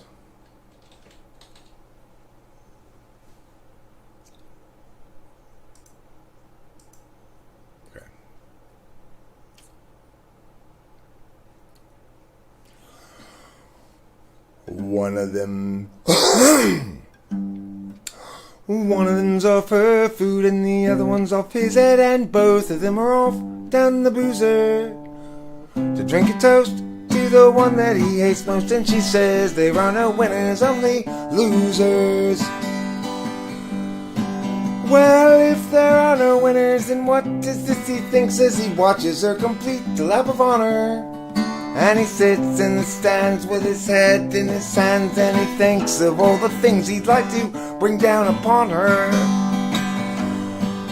Revenge will bring cold comfort in this darkest hour, as the jukebox says it's all over now. And he stands and he screams, what have I done wrong? I've fallen in love with a little time bomb. I've fallen in love with a little time bomb.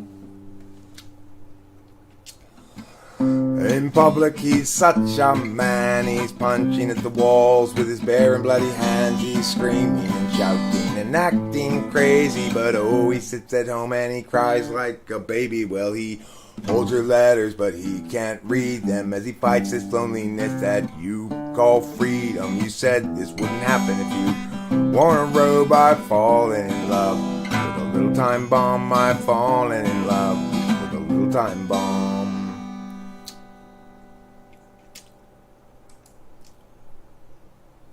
How wonderful, how wonderful.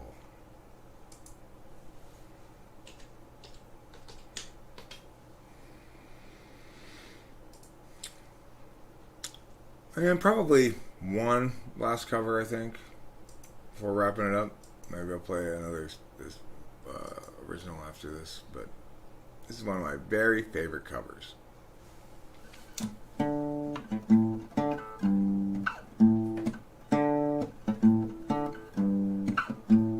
Oh, whoa, whoa, whoa, whoa, whoa,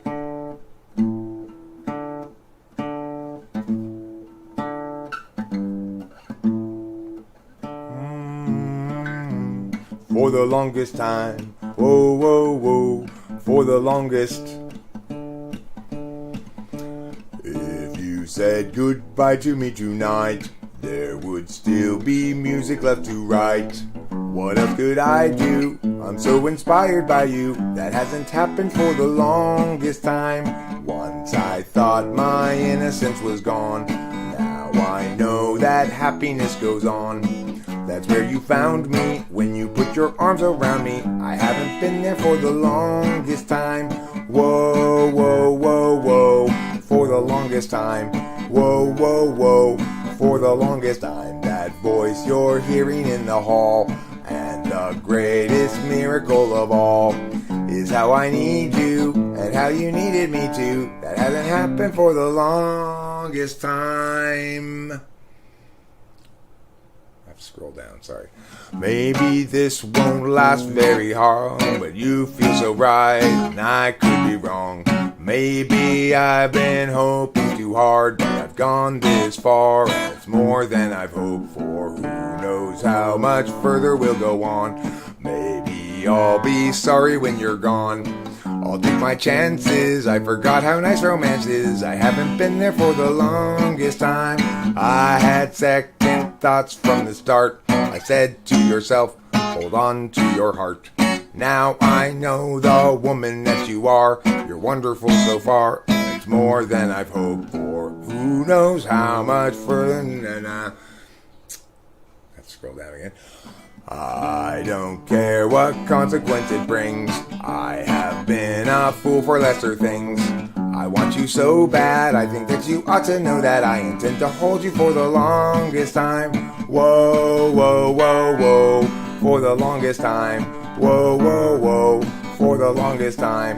Whoa, whoa, whoa, for the longest time. Whoa, whoa, whoa, whoa, whoa, whoa, whoa, whoa, whoa, whoa, whoa, whoa, whoa, for the longest time. I got a little bit silly at the end, but that's unavoidable. Kind of getting a little bit silly the whole time through, even, you know.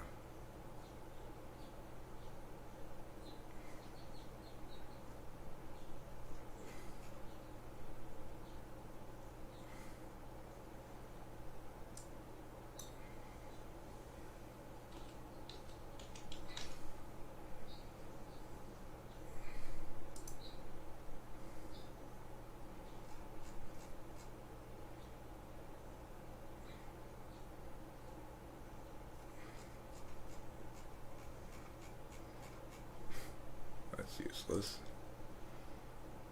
Useless as useless can be.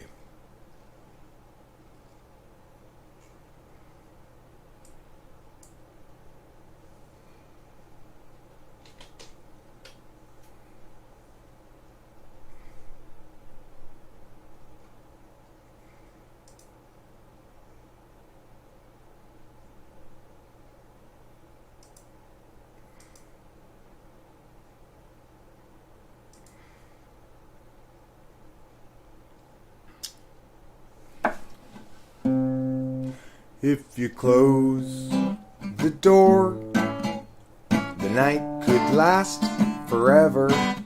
Leave the sun shine out and say hello to never. All the people are dancing and they're having such fun. I wish this could happen to me.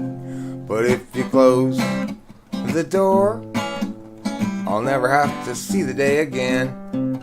If you close the door, the night could last forever. Leave the wine glass out and drink a toast to never.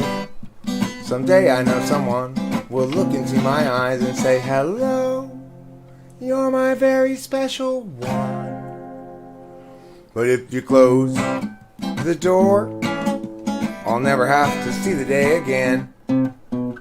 Dark party bars, shadowlight cars, people on subways and trains. In the rain as they stand disarrayed, people look well in the dark. If you close the door, the night could last forever. Leave the sun shine out, say hello to never. All the people are laughing and they're having such fun. I wish it could happen to me. But if you close the door, I'll never have to see the day again. One last time, I'll never have to see the day again. I was lying another time. I'll never have to see the day again. Velvet Underground. A nice band, a band that really makes you want to go, hey, that's pretty good.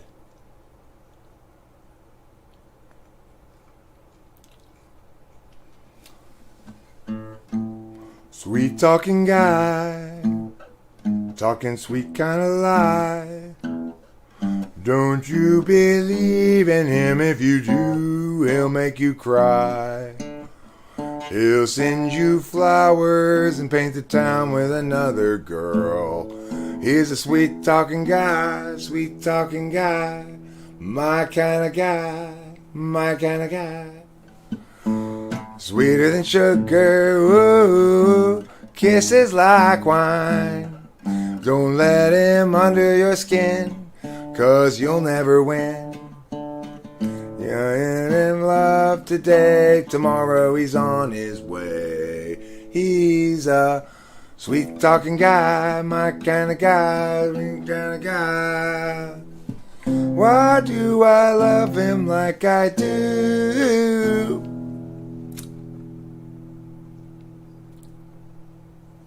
Stay away from him, maybe he's lying.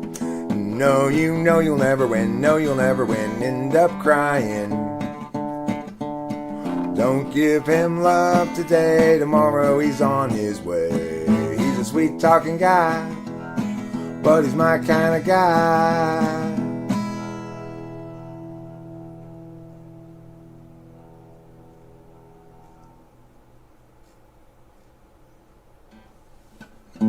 Sweet and sugar, ooh, it's just I find. Don't let him under your skin, 'cause you'll never win. Don't live in love today, tomorrow he's on his way. He's a sweet talking guy, my kind of guy. He is such a sweet talker. He's a sweet talking guy. You know what I'm saying?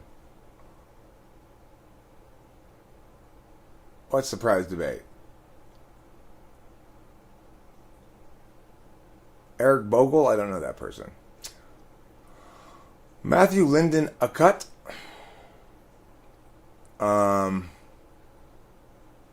Who is debating Eric on a live stream today? Okay, I'd be happy to debate somebody today. How am I going to know when it's time to do it and everything? Somebody else is obviously setting this up, so. I'll debate him about anything, doesn't matter. Synchronicity? I don't think that's how you spell synchronicity. I don't think there's a P in front of it. I mean, I believe in synchronicity. Like, wow. That is so synchronicity. It is like, wow. Somebody is watching this and just going like, boom. What's your guys' opinion of the ESP? Extrasensory perception? I mean, like most things like that, my thought of it is, okay, can you please define your terms? Because I don't have any opinion about undefined terms.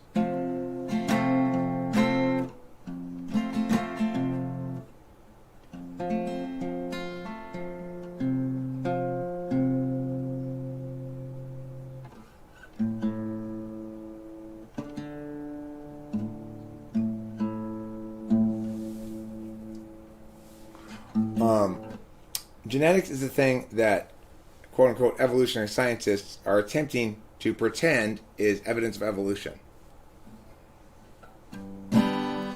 Coincidences are as meaningful as you choose to make them. I come from New York City down to Florida, yeah. Come from Mount Chicago, California way, but I never left a place I love, 'cause I was out of dough. And I'm 1/2 step from Utah and 2 miles to Idaho. So when you ask me, darling, do I have a trucker's woes? Well, I got to tell you, baby, from my head down to my toes. Well, I gotta drive all day to be home by the end of the week. And I gotta tell you, baby, things are looking mighty bleak. I'm a couple of pairs of underwears away from Tennessee, driving west to see my best girl, old Linda Lee. I'm driving fast and I'm drinking beer, radio's on Winona Judd, and I'm 1/2 step from heaven, 2 miles out of the mud. So when you ask me, darling, do I have a trucker's woes? Well, I got to tell you, baby, from my head down to my toes. Drive all night and I drive all day to be home by the end of the week. And I got to tell you, baby, things are looking mighty bleak. That's probably the first song that I wrote that I still think is a good, fully realized song. I wrote it very early upon playing the guitar. Like maybe I've been playing it a year when I wrote that song. I don't know. Thank you for bringing anybody over here to debate me about anything. Anybody. I'm happy to debate anybody about anything, but what I'm not happy to do is to put that together myself. I'm just kind of hard. That's not easy for me, I guess, or something.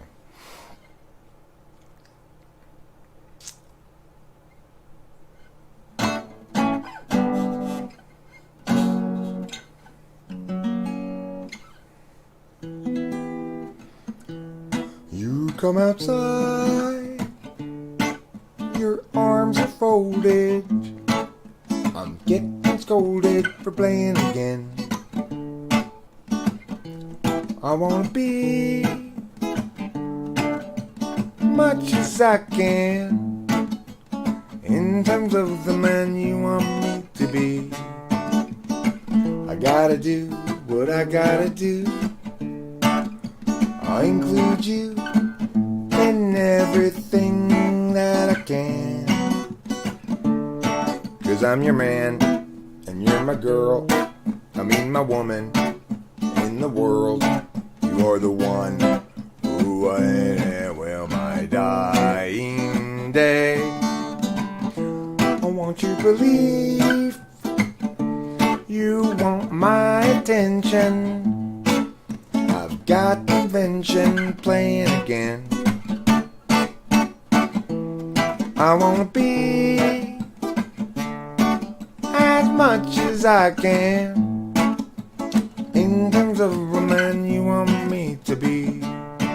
But Kimberly, please don't be mad at me. Though I made the song, 'cause I'm your man, and you're my girl. I mean my woman in the world. You are the one I will be with till my dying day. 'Cause I'm your man, and you're my girl. I mean my woman in the world. You are the one I will be with till my dying day.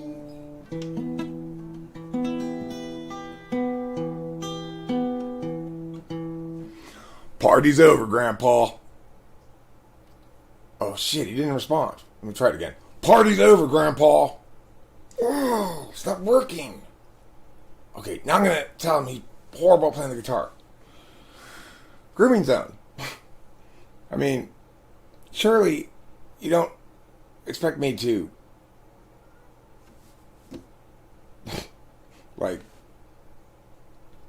you don't think you can impact me at all, do you? I mean, that's so incredibly weak. You said it once and it didn't get a response once, you say it again, and it's a terrible thing to say in the first place. It's like, party's over, Grandpa. What did you spend all night coming up with that shit, or what? Not until I was done playing my song. Then you didn't impact me so much as you engaged me successfully. Oh, this idiot wants to tussle. Good. That's fine. That doesn't mean you impacted me. It means I was like, ooh, fine, let's. Well, I mean, it's easy to get my attention. What do I do in a live stream? I read things from the live chat out loud and respond to them. So the fact that you were able to dribble a ball while playing basketball is not surprising. It's not an accomplishment either. C.S. Joseph is a wuss who doesn't know his elbow from his other elbow. Did C.S. Joseph ever reason why he didn't want to debate you on MBTI himself? He said it's a waste of his time. That's what his exact words were. It's a waste of my time. Obviously, it is a waste of his time if he doesn't care at all about being correct. If he only cares about efficacy of his monetization of bullshit, then, you're successful. Congratulations. I'm glad you're successful, Grooming Zone. I would hate to think that an unsuccessful person came in here and trolled that weekly, and then they would just be sad.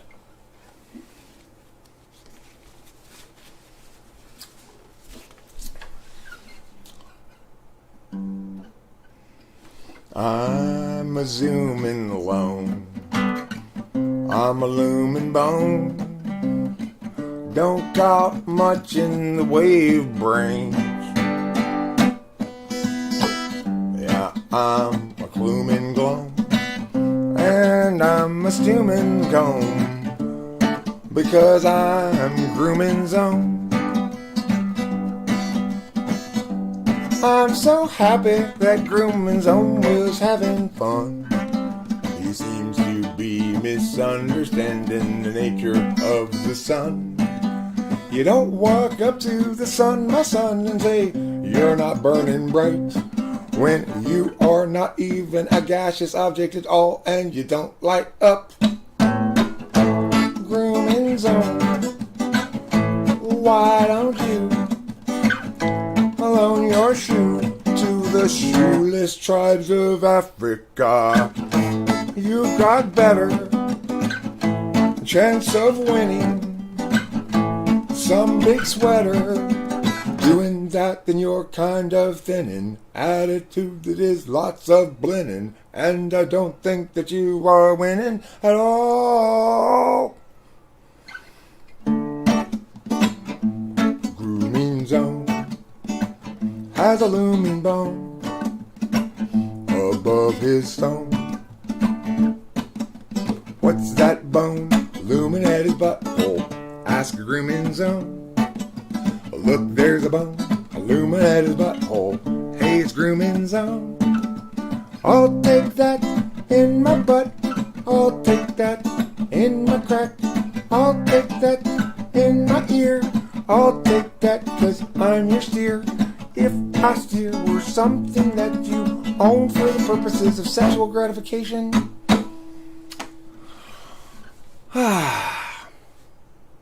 No fun allowed. Continue your party.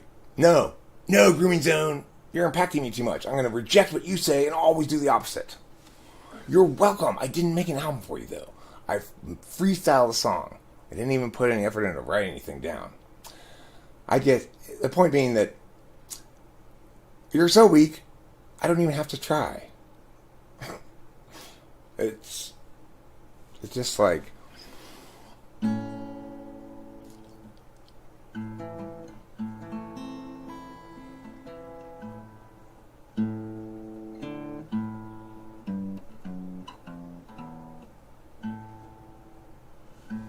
I've a tale of great sorrow, a tale of stone. A fellow came around the other day without a metaphysical home. Tried to dominate, just fell flat. Tried to loom like a bong, but just seemed crap. Grooming zone, here's your album you're so thankful for. I'm just making up some crap. It's not even worth the floor. But you're impressed nevertheless, I guess, because you're so grateful for this song. I'm giving you attention. Isn't that what you came here for all along?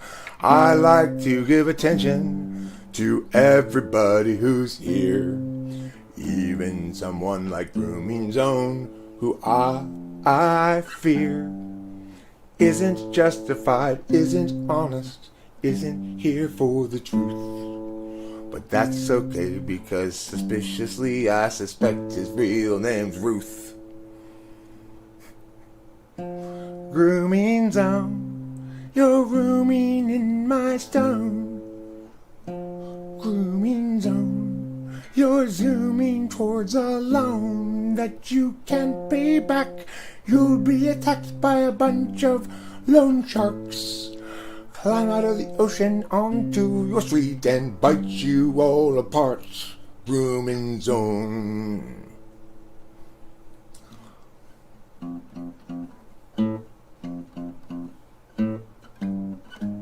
I love when people come in and try to troll me. It's fantastic. It's like, you gotta be kidding me. Why would you, a 7-year-old girl, challenge LeBron James to one-on-one basketball? You're going to lose. It's not even going to be fun for LeBron James. So if you are determined to come in here and troll like a 7-year-old girl, which is, say, weekly, then troll someplace weaker where you can get away with it. Don't waste your time here. You're just going to get embarrassed.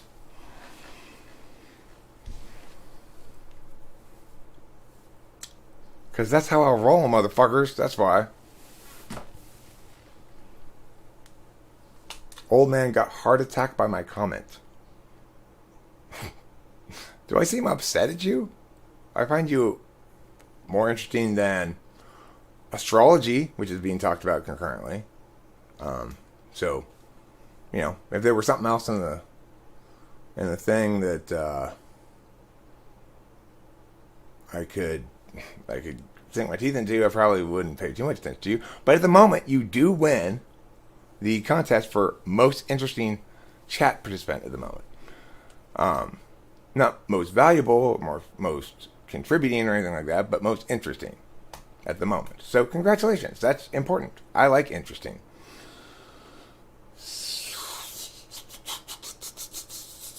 But if you are going to troll me, you're going to need to be a little bit more ideationally robust. Simply calling me grandpa because I'm older than you, and then getting real clever and saying that I have a heart attack when I respond to you. I mean, that's not going to work. Come on. You can try a little harder than that. You haven't trolled me till now, Grandpa? Listen, when you come into the room with the statement, "Party's over, Grandpa," like, there are people in the world who care about things like that. Like, let's say you were to talk to somebody who had self-concept problems and was worried about their age. That might actually bother them, you know. It doesn't bother me, obviously, but, you know, just be a little bit more interesting. So, in other words, it's cool that you came in to provoke, and that's great, but the words you say should have validate at least a little bit on a sort of creative level. In other words, if you bore the shit out of me, then you're just boring me.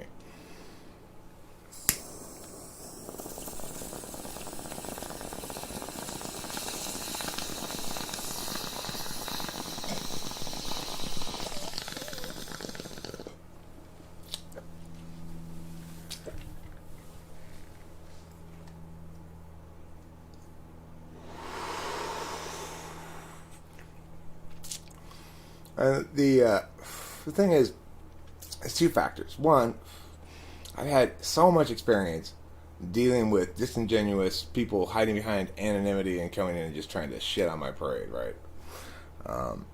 I used to basically respond to everything and say, I don't care how awful and spiteful you are, I will respond on point until I win the argument, even though you're not interested in being genuine in the argument. So you'll always just find something new to attack me with every time not you specifically, I'm saying, but, so I learned that kind of early on. That's one factor in being good at managing the room like this, like managing the group so that, potentially disruptive individuals don't actually do any harm. Mostly, people end up getting kind of, converted, I'd say. If you troll here often enough, you'll end up being converted and just stick around because you like it. You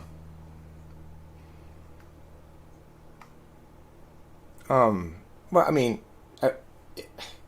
I'm giving you some credit here. It was at least an attempt at an attack. I'm not saying you. I'm not saying. Okay, you're right. It's ridiculous to say what you're doing is an attack because, you know, when a toddler punches me, I don't call that an attack. Fair enough. You win the point.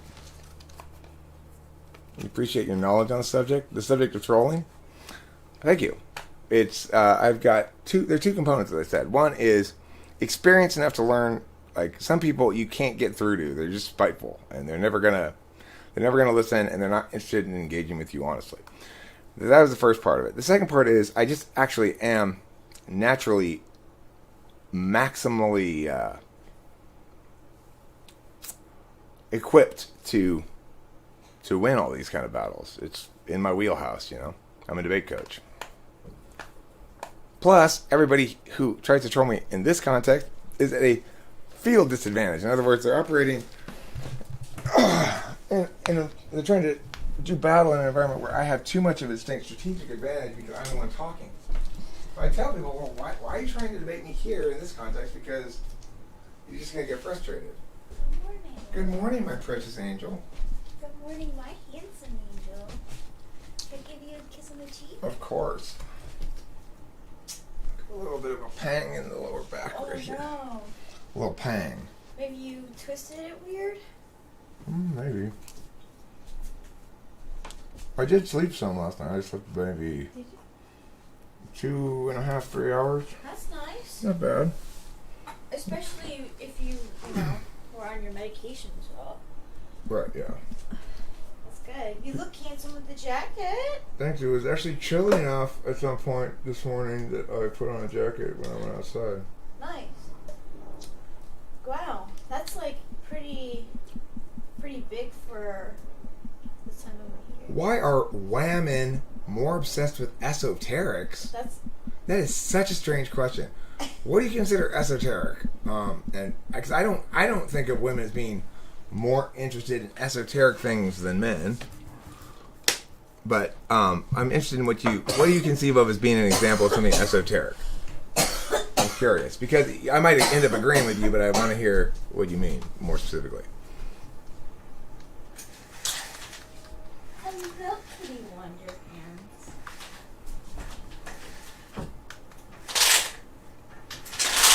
I like how you spell women. WHAMEN. Yeah. Women.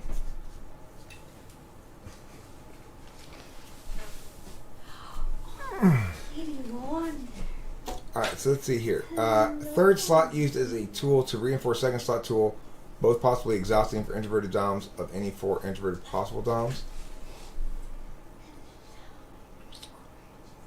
I mean, the thing is, take INTP as an example.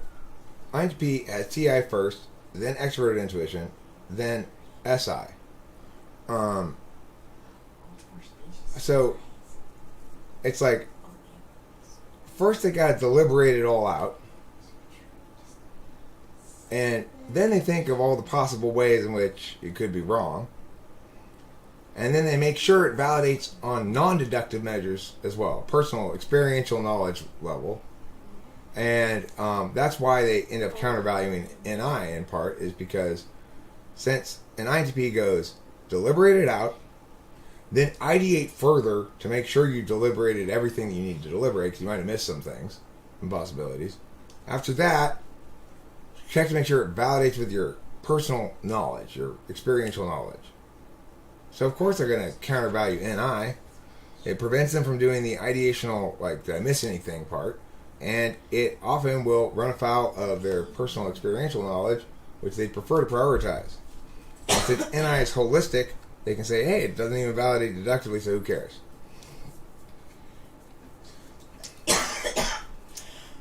Okay, so as far as the 1, 2, 3, 4, your first slot function is your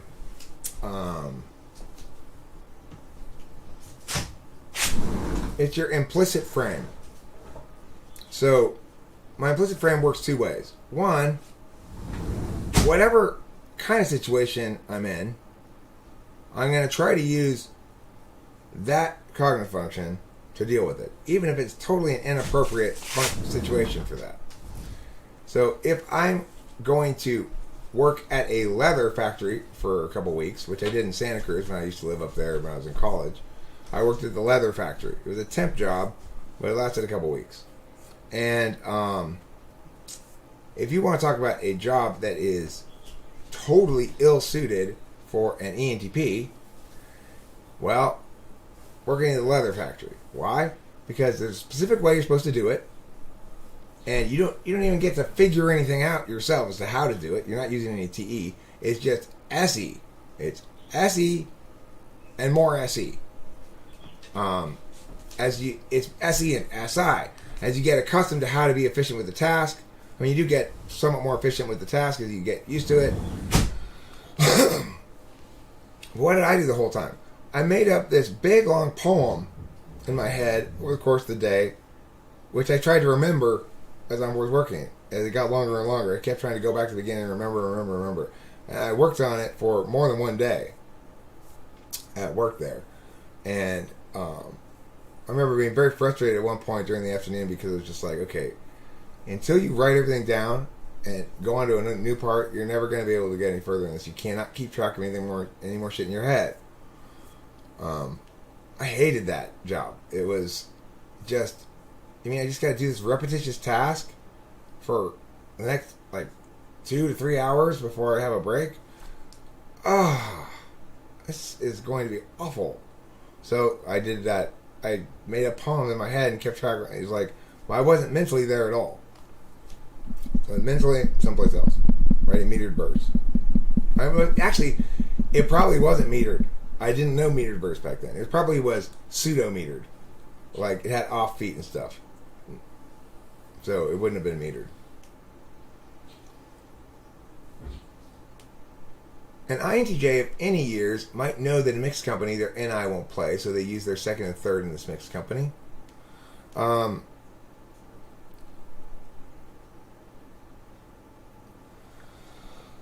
Nobody can turn off their dominant function except by activating their fourth and attending exclusively to that. So, for an INTJ to turn off NI, it means they are out riding their bike or roller skating or skiing or wrestling on the front lawn with somebody or whatever. When Rachel is out of her NI, it's because we are doing sufficient shit that she's soaking in all the data from her through her eyeballs and sort of not thinking, out of her head. I typed an INFJ the other day who related, before knowing anything about what I thought about it, related this story of how he likes to go skating and that's the only time he can really get out of his head and blah, blah, blah, blah. That's relief function SE. The thing is, even if you think you're not going to play well as you are, it's probably a bad idea to try to adjust yourself to be somebody else. And it's probably a bad idea to conclude from that there's something wrong with you because you're not going to work as you are. I'm an NEDOM. If I go to a funeral or something, I will be extroverting my FE, not my NE. So the extroverted function that will be predominant will be my third at a funeral, as far as other people can see. But in my head, I'm escaping this boring ass thing that I'm at. Presumably, it's nobody super close to me, and I'm playing with something in my head. I'm pretending to have magic powers, or I'm 50 years old. That's the first shit I do. It doesn't matter if it's visible to you. Oh, see, look at Eric now. He's at this funeral. It's clear. He's using his third slot function as a tool function here. No, I'm using my third slot function as an absolute value that constrains my demonstrable behaviors that other people can see and comment upon. It constrains that because I want to not fail on FE grounds. So in order to do that, I have to look solemn at the funeral or whatever. Now, it doesn't mean that I'm not telling stories about wizards in my head. I probably am.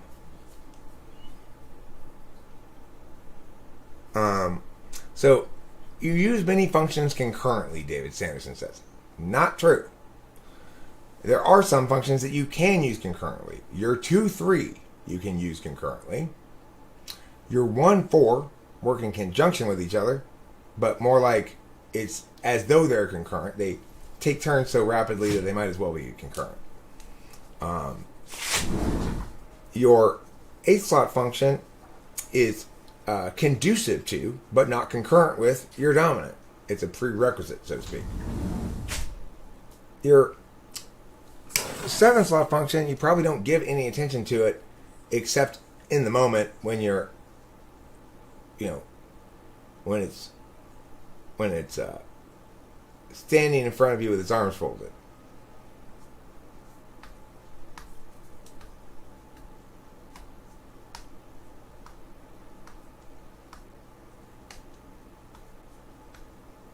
So the thing is, it is the case that, for example, in order to use extroverted intuition in a way that's communicatively effective, I need to have it validate on introverted intuition grounds.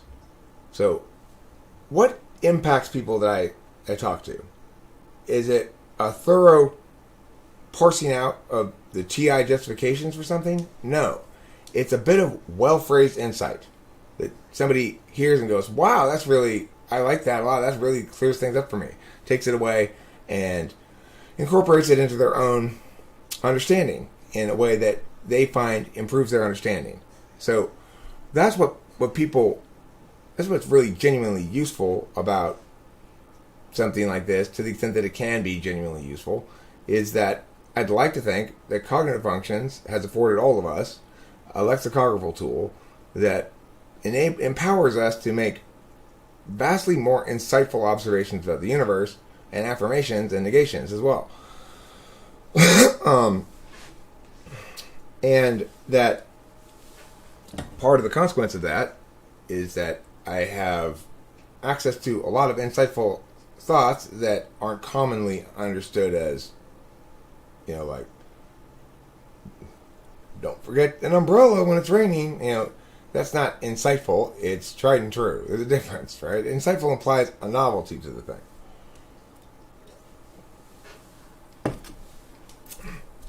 The correct understanding of cognitive functions is so new, as in the last couple of years, and so localized, as in right here, that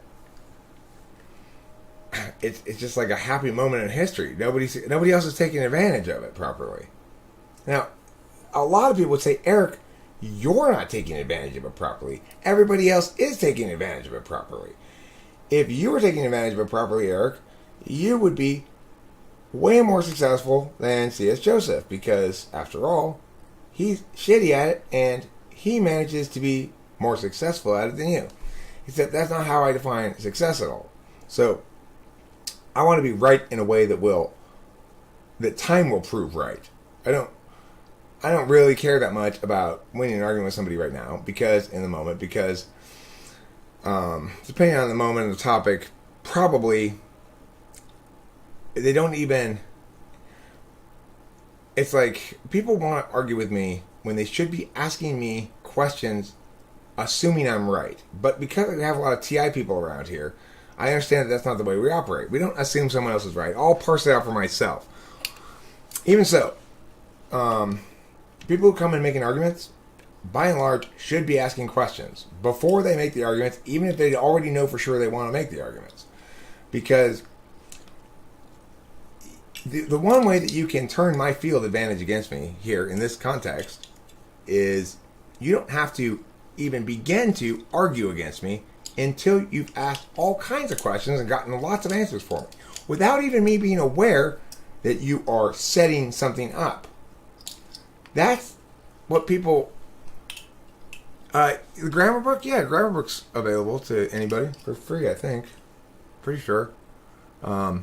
I'll get a copy of it up. I'll link to it right here in a second. Let me get it. I believe it's in my Google Drive. It is an excellent grammar book, if I say so myself. If you want to really understand grammar well, and I think it's worthwhile to understand grammar well. I'm a big believer in grammar. But if you want to understand it well, sentence diagramming is the best approach to learning it. And the mentor-teacher under whom I worked taught me how to teach and also use sentence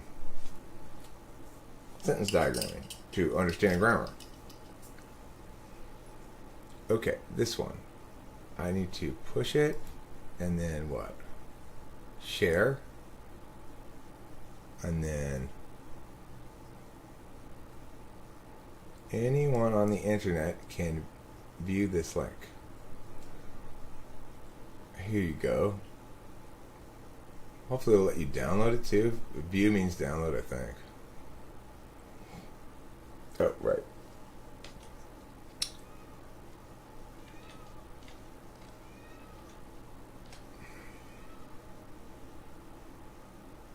This is not a thick book. No, Waldo. This is the fast way to learn grammar, and it's not just sentence diagramming. There's scripts as well. So, for example, let me see. Is your grammar book like a debate thesaurus? No. My grammar book teaches you to do this.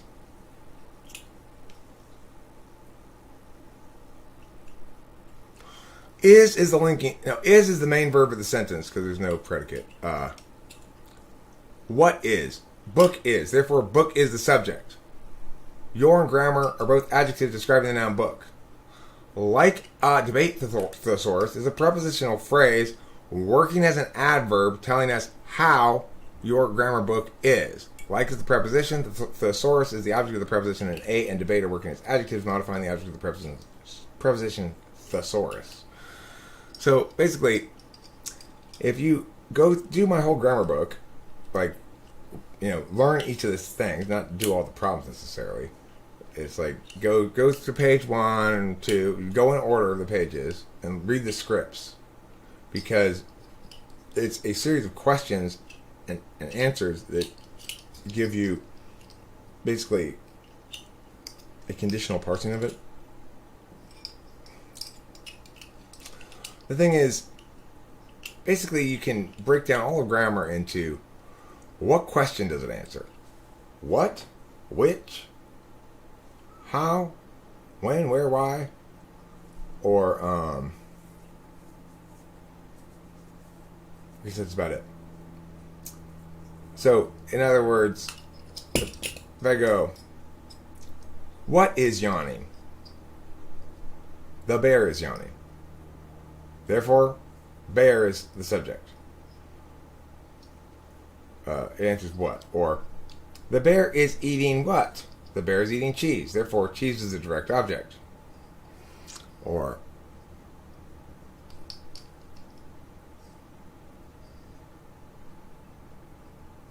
like, whom or who would also be part of that. Like, Mary threw whom the ball?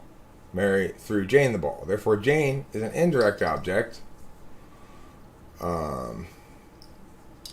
Shortcutting a prepositional phrase, including the preposition to, and moving the object of the preposition between the verb and the direct object. It's like you'll learn how to, like, if you do the book, you'll get the fact that it's a finite system, and you can master it pretty quickly and easily, and get and totally master grammar and understand it.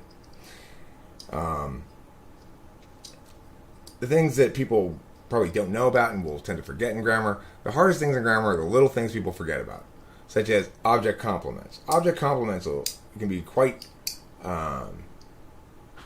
like somebody will, as a student or something, will think like, I really got grammar down, I'm great at it. Throw a random object complement in there, and they're like, what? Because object complements follow the direct object and tell us more about what has been done to it. That's an example of one that doesn't fit into the what, which, how, when, where, why category. It's kind of a random thing. No, that's punctuation. Punctuation is actually not part of grammar. You could say it is, but it's considered a separate thing. Like, not part of grammar, but part of punctuation. It's its own set of things. There's punctuation, there's grammar, there's diction,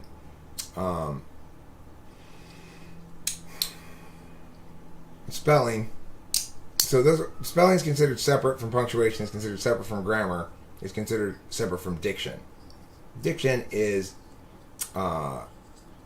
mostly poorly taught as vocabulary.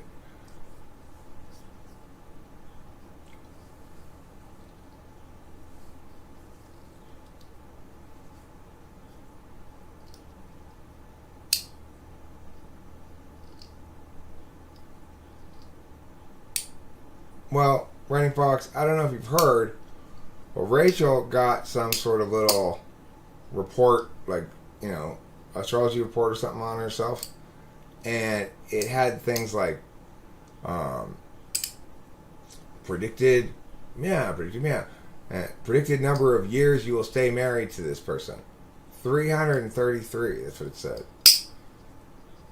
So, either their algorithm's broken, or Rachel and I are going to both live and stay together an awfully long time. Well, the thing is, you can only really conceptually learn things one concept at a time. And whether or not to put the only thing that's part of, the only punctuation element that's part of grammar are punctuation elements that either indicate or compel something to be a new clause or dependent clause. So, for example, if I were to say, I love going fishing. Semicolon, therefore, comma, I am heading to the lake this weekend. That's two independent clauses conjoined by what's called a conjunctive adverb. Now, a conjunctive adverb is a very particular kind of adverb that is always preceded by a semicolon and followed by a comma. If it's not, then it's just a regular adverb and not conjunctive. Conjunctive adverbs always work to conjoin two independent clauses, and in order to understand how they work, and the conjoining of two independent clauses via that particular part of speech, you have to learn about the punctuation as well. There are a couple of things like that in grammar that are actually a grammar issue, not a punctuation issue. But by and large, punctuation is a separate matter because whether or not you have commas between things in a list, for example, may or may not render the meaning of the sentence confusing. Regardless of the meaning of the sentence, even if I could interpret it two ways, I could diagram it each of both of the two interpretations, and grammar doesn't care about meaning in that fashion. It cares about functionality. You know, understanding grammar properly is like understanding cognitive functions properly. Grammar is a process thing. The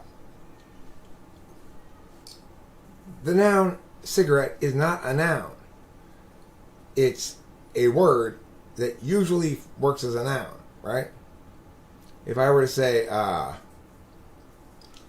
yo, cigarette me, like, give me a cigarette, well, then I guess that'd be a verb. If I were to say, this is too cigarette chic, then it would be an adjective. If I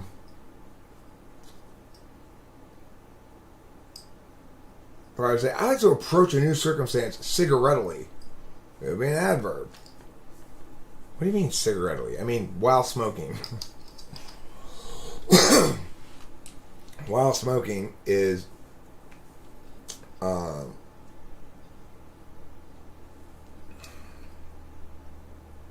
elliptical adverb clause. I enjoy bowling while smoking. It's an elliptical adverb clause because even though while smoking doesn't appear to have a subject and a verb, which is a necessary prerequisites to be in a clause, they're implied. So if I were to say, I like bowling while smoking, I'm really saying I like bowling while I am smoking. So if you diagram it or parse it out, you put those implied words in a parentheses to show that this is why it's a clause, you know? And you can see the way that things all convert. So what's an indirect object? An indirect object is a converted prepositional phrase or a shortcutted prepositional phrase. What's a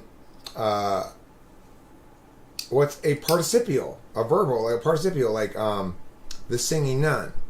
It's a shortcut converted adjective clause, the nun who sings. And you really get to clearly understand the way that words and language work with just a couple of core grammatical principles to express infinite amount of meaning almost with a very small number of notes. It's like music in that regard. There's only 12 notes in the Western musical scale, but you'll never run out of new songs to write with them. So when you factor in rhythm and other things, then yeah. I prefer bowling while drinking. So that sentence there, what Waldo put. Prefer is the verb. Who prefer? I prefer. You might think prefer is a helping verb. No, it's not. It's a regular verb. I prefer what? I prefer bowling. Therefore, bowling is a gerund, an ing form of a verb, or working as a direct object. While drinking is one of those elliptical adverb clauses, with the missing words or implied words being I am. And it tells us the circumstances under which you prefer bowling. Or basically how you prefer bowling. I like talking about grammar. Nobody ever wants to talk to me about grammar. We should ask Rachel where her NI will not let her go. I can't watch anything with animals if they will be lost, hurt, or confused, but I can watch Dexter. FI is in charge more than NI. NI is careful. Well, I tell you one thing that bothers Rachel a lot is seeing dogs off of leashes, which is something that would have been a big conflict between us if I still had a dog, but I don't, so we're fine. Because I hate putting a dog on a leash. I believe in letting dogs be very, very free. Syntax.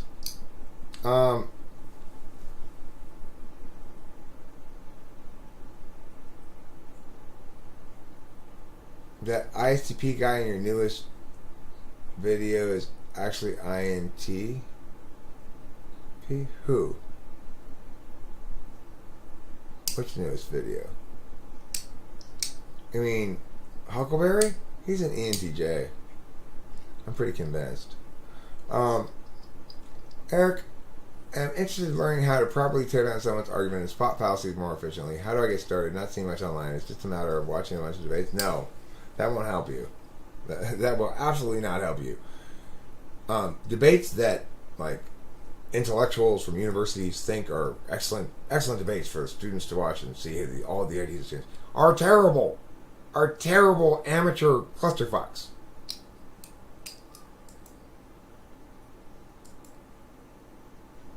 Don't be fooled. Don't be fooled by their lies. I will give you a document right now. And maybe even talk through it a little bit. Give everybody this document here.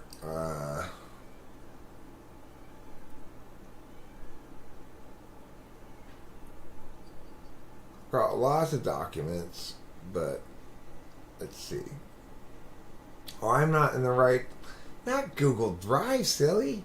You want to go to Google Docs, not Google Drive. That's silly.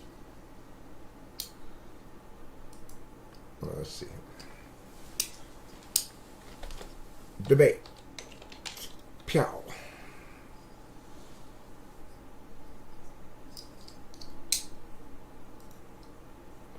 If Jesus were people, but absent of sin. Alright, so,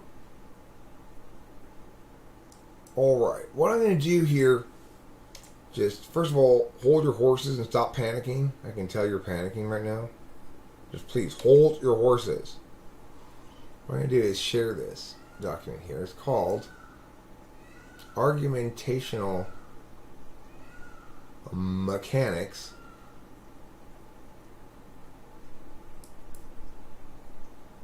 for Strategic Debate.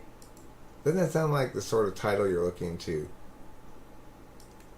enjoy?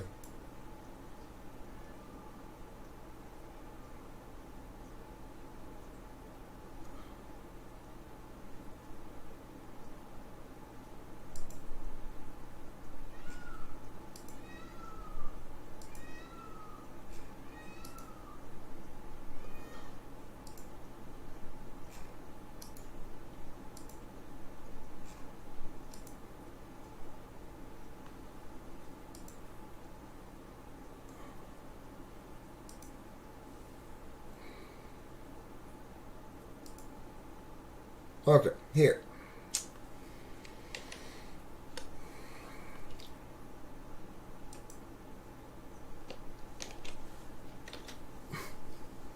What do sleeveless shirts tell you?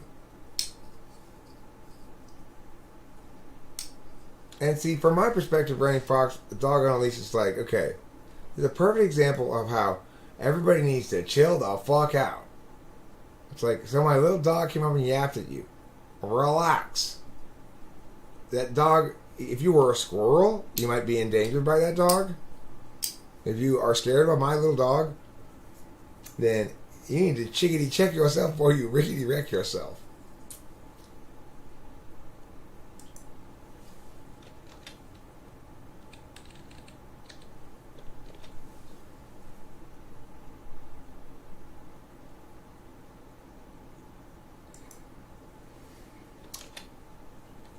Argumentation. The purpose of argumentation is to legitimize conclusions. Arguments are statements that attribute statuses to matters under consideration or relevant to such matters. Agreement comprises one way to resolve a status in dispute. If we both agree that it's an apple, then it's an apple. We don't need to worry about questioning it anymore, regardless of whether it actually is an apple according to somebody else.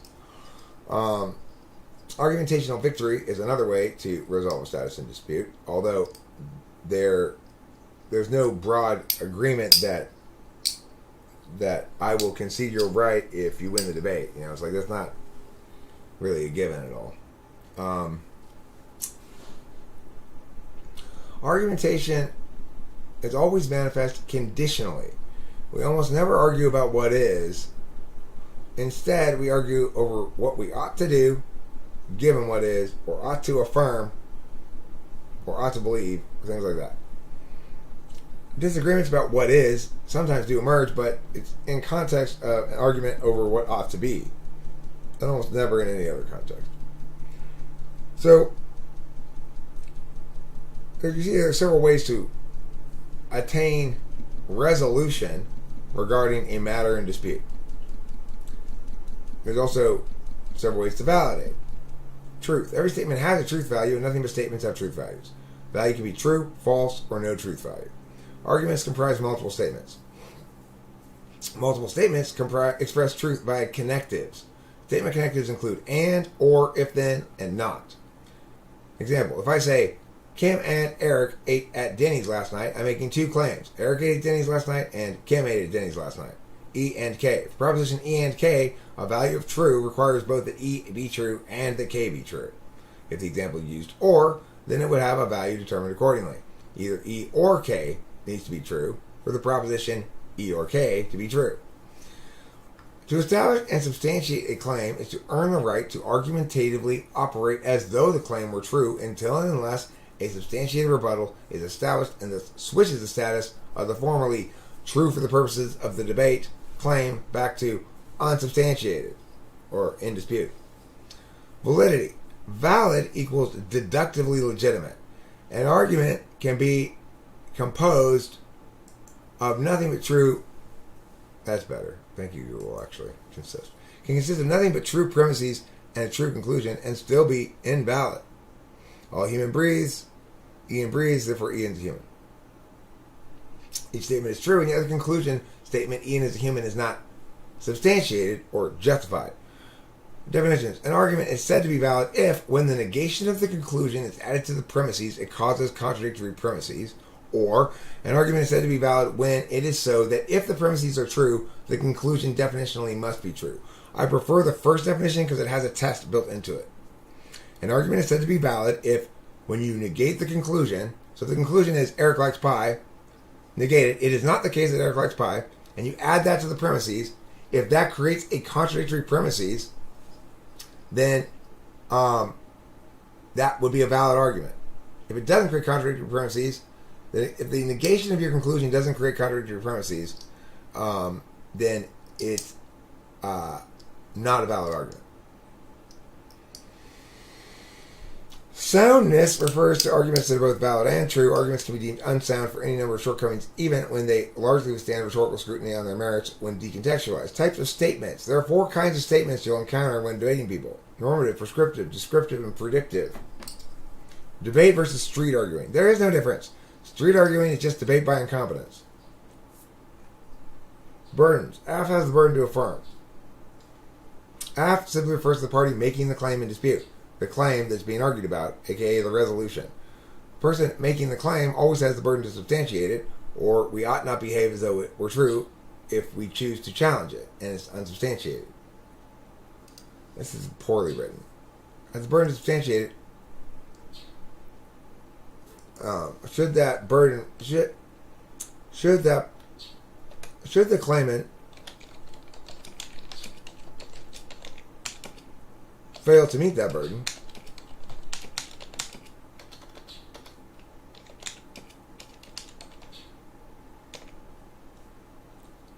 and the matter is disputed,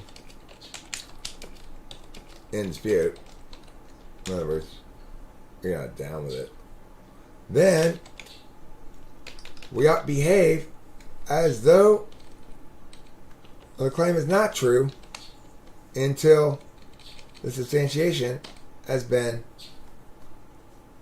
made. Or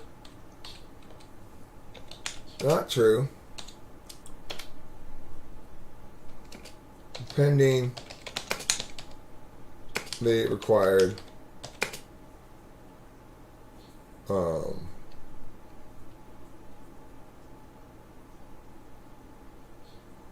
substantiation.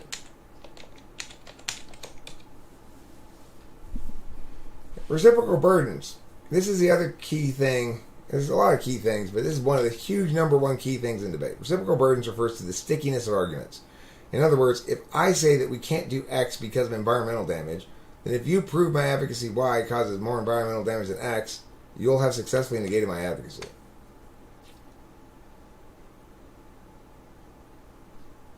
Chickadee check yourself while you rickety wreck yourself. I'm pretty sure that's already a song.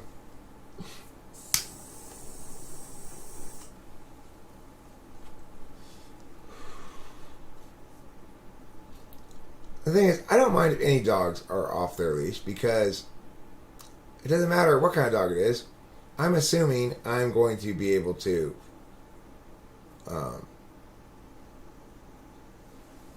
talk to the dog, you know. I'll be able to get along with it. Even if it's barking at me, I'll be like, hey, let's stop this stuff. Now, if it's a really big, scary dog, I'm confident I probably can win the fight if I have a stick or something. So I just said, don't worry about dogs. Debate is like philosophy on steroids.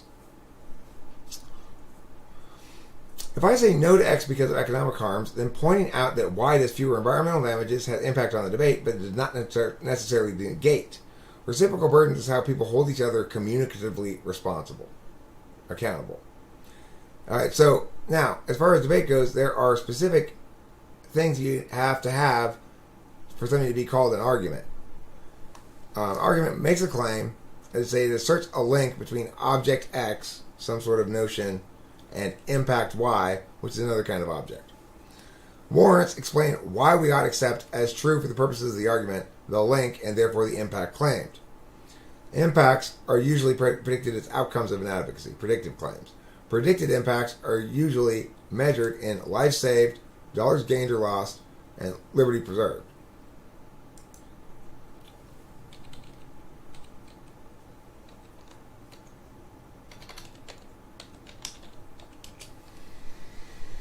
Normative claims, principlist ones anyway, typically impact more abstractly. Liberty preserved or system integrity preserved are less concrete in terms of benefits and harms and can be more challenging to impact as a consequence.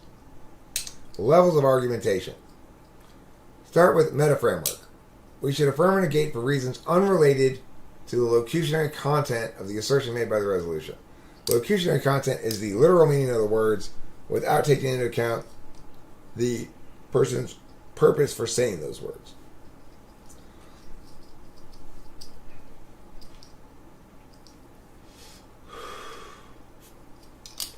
Framework level is saying, well, we should affirm or negate for reasons related to ground arguments or definitional limits that have been established in the round regarding what certain words in the point in dispute mean.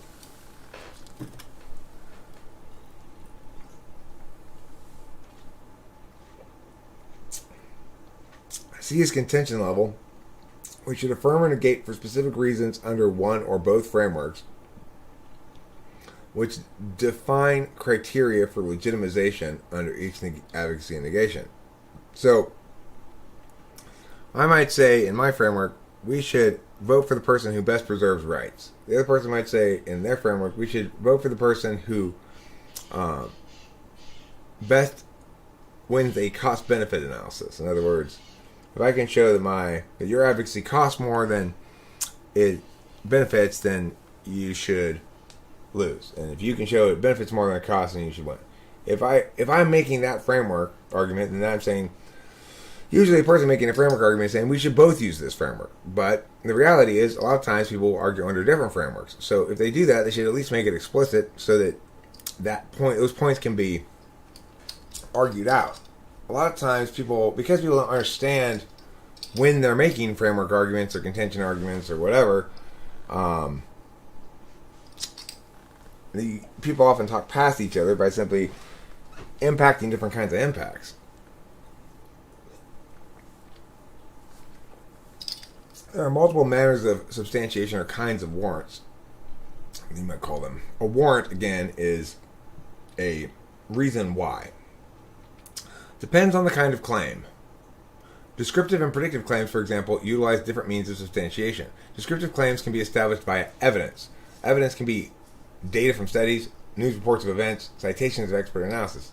Generally, simple descriptive claims don't stay in dispute long because evidence is concrete and determinate about the question, usually. So, whether the truth of a descriptive claim matters depends on the magnitude of the described impacts. You know, the impact established by the description is what I should say. I hurt my back when I was sleeping last night a little bit. It's not bad, but I'm a little bit lame.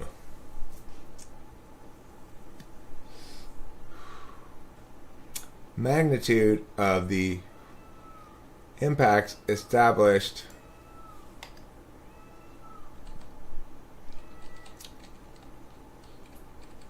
magnitude of the impacts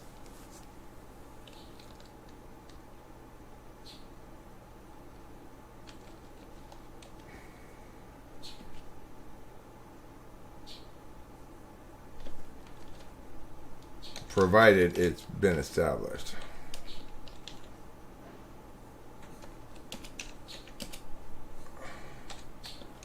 Or it's not been established and doesn't have any impacts.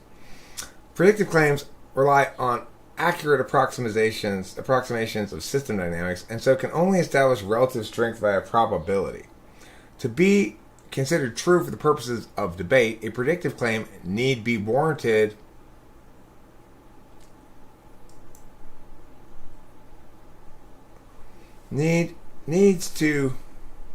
predictive claim needs to be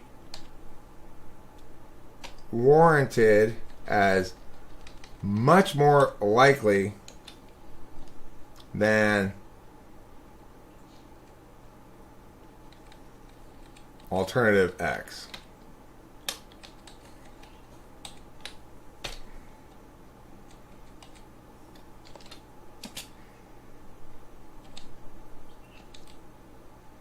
Normative claims.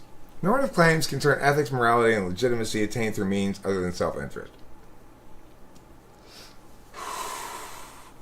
Normative claims deal in universals and evaluate prospective decisions by removing particularist concerns specific to individuals and replacing them with instances that can be processed by general rules.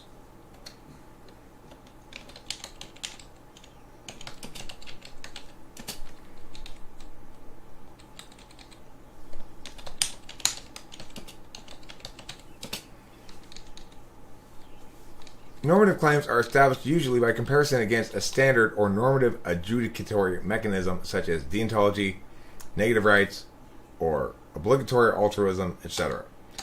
Arguments over normative claims, then, are more likely than not to collapse to an argument over which normative system is preferable. After all, if both parties use the same test key, then there wouldn't be a normative claim that's in dispute in the first place. It wouldn't be a normative claim. It would be a claim of who's more effective at attaining the same normative goal that we both share. Mechanism arguments. Explain how a force vector within a system. Mechanism arguments. I don't like the way I did this.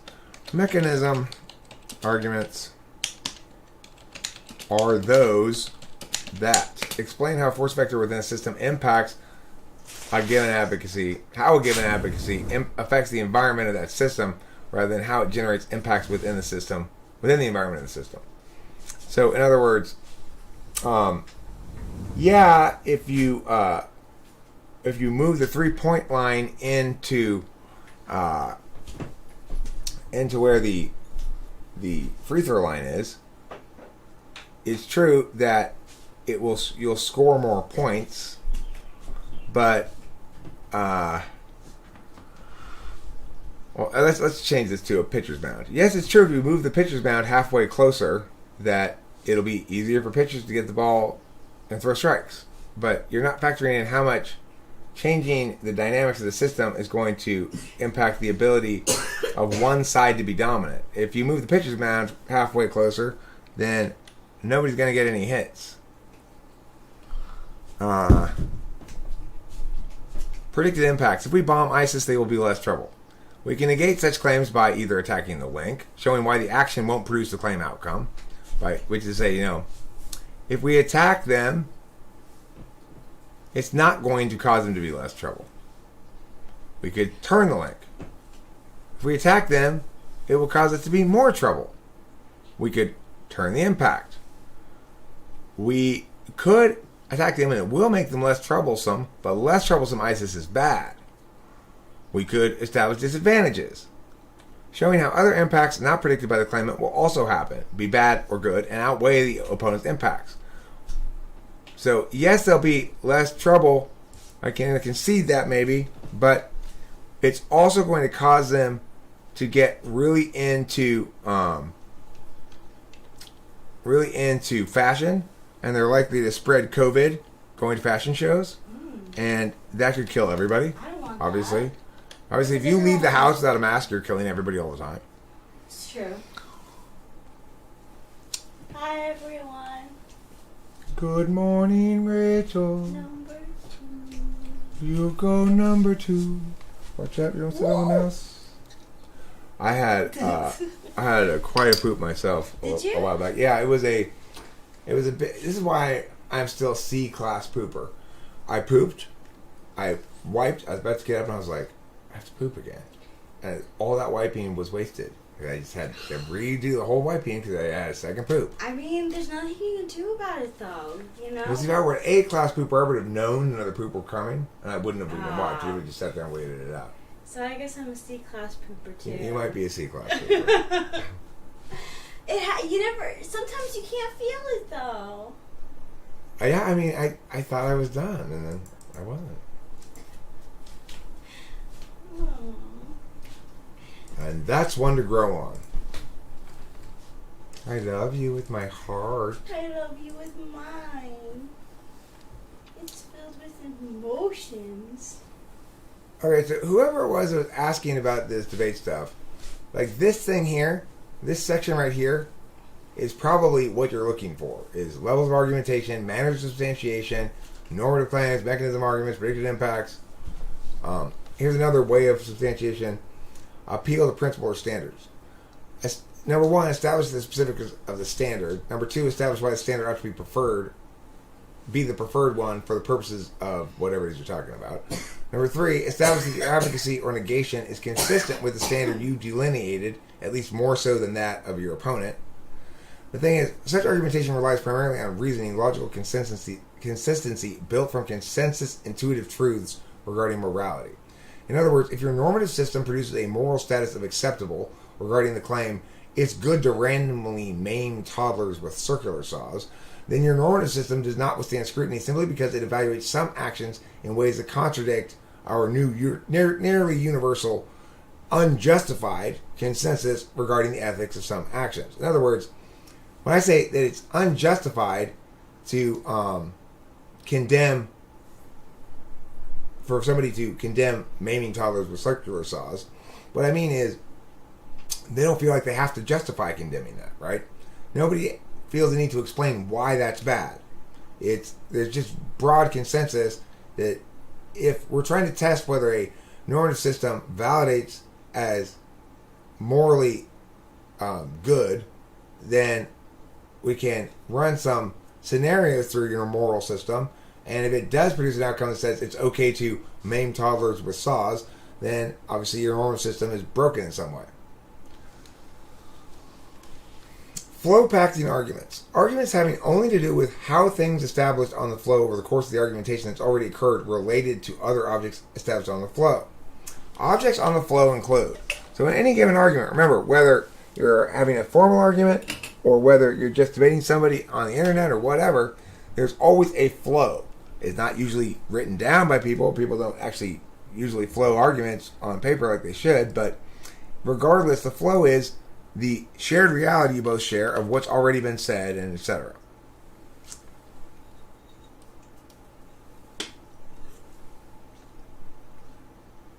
Objects on the flow include the resolution, which is the only static object on the flow that is established by neither party, but it's affirmed by the aft.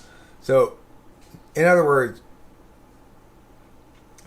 it's not possible to debate about what the resolution is, because if you haven't decided on the resolution yet, you still haven't started the debate. If you know what I mean.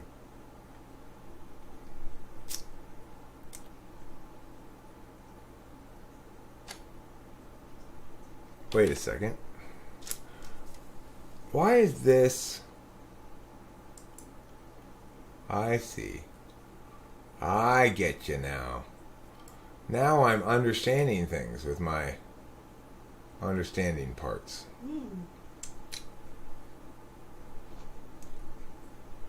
I wish this window were smaller. I could make it smaller and go like this. Wait, no, it doesn't get any smaller than this. What if I can get any smaller than this? Yeah, it does. There. Alright. Now we're getting small. That's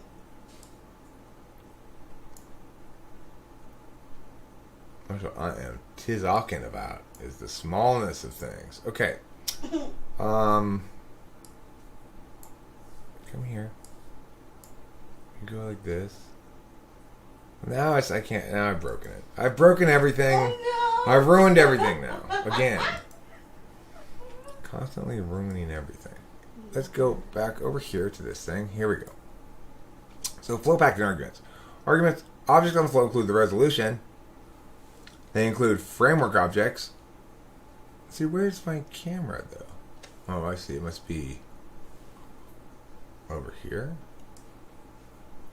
I could look at it here. There. There I am. Hi, little guy. Hi, Mr. Man. What are you doing? You don't seem to be able to use this green screen very well, mister. Shut up! I don't want to hear about it. Fine. I'm learning, okay? Exactly. There's a learning curve. Mm-hmm. A learning curve. The learning curve, and unfortunately, I'm only good at going straight. Okay, now, let's see if I can meow the meow like this. Oh, I can meow the meow like that. There, look at that. Alright. Alright, now we're talking. Okay, so what I need to do now is this to really get this thing be like a professional style live stream. It's gonna be like, wow, Eric's so like professional. I'm never gonna call him the most unprofessional guy I've ever encountered again. That's a promise. Let's see here. Ferrets smell bad and can be violent? Well, I mean, can't we say the same thing about people? Yeah. We can. You can. Framework objects. Definitions, observations, and criteria. Definitions are definitions. Observations are statements or affirmations, claims that you don't believe should be in any dispute. For example, if I were to say, observation 1, the Earth revolves around the sun. I'm expecting to not have to justify that we should all be in agreement with that. I'm listing it as an observation because just in case you want to be crazy and object to it, I want it officially on the flow as an observation, but I don't want to have to justify it, and I shouldn't have to. And if it's a reasonable enough observation, then I probably won't have to.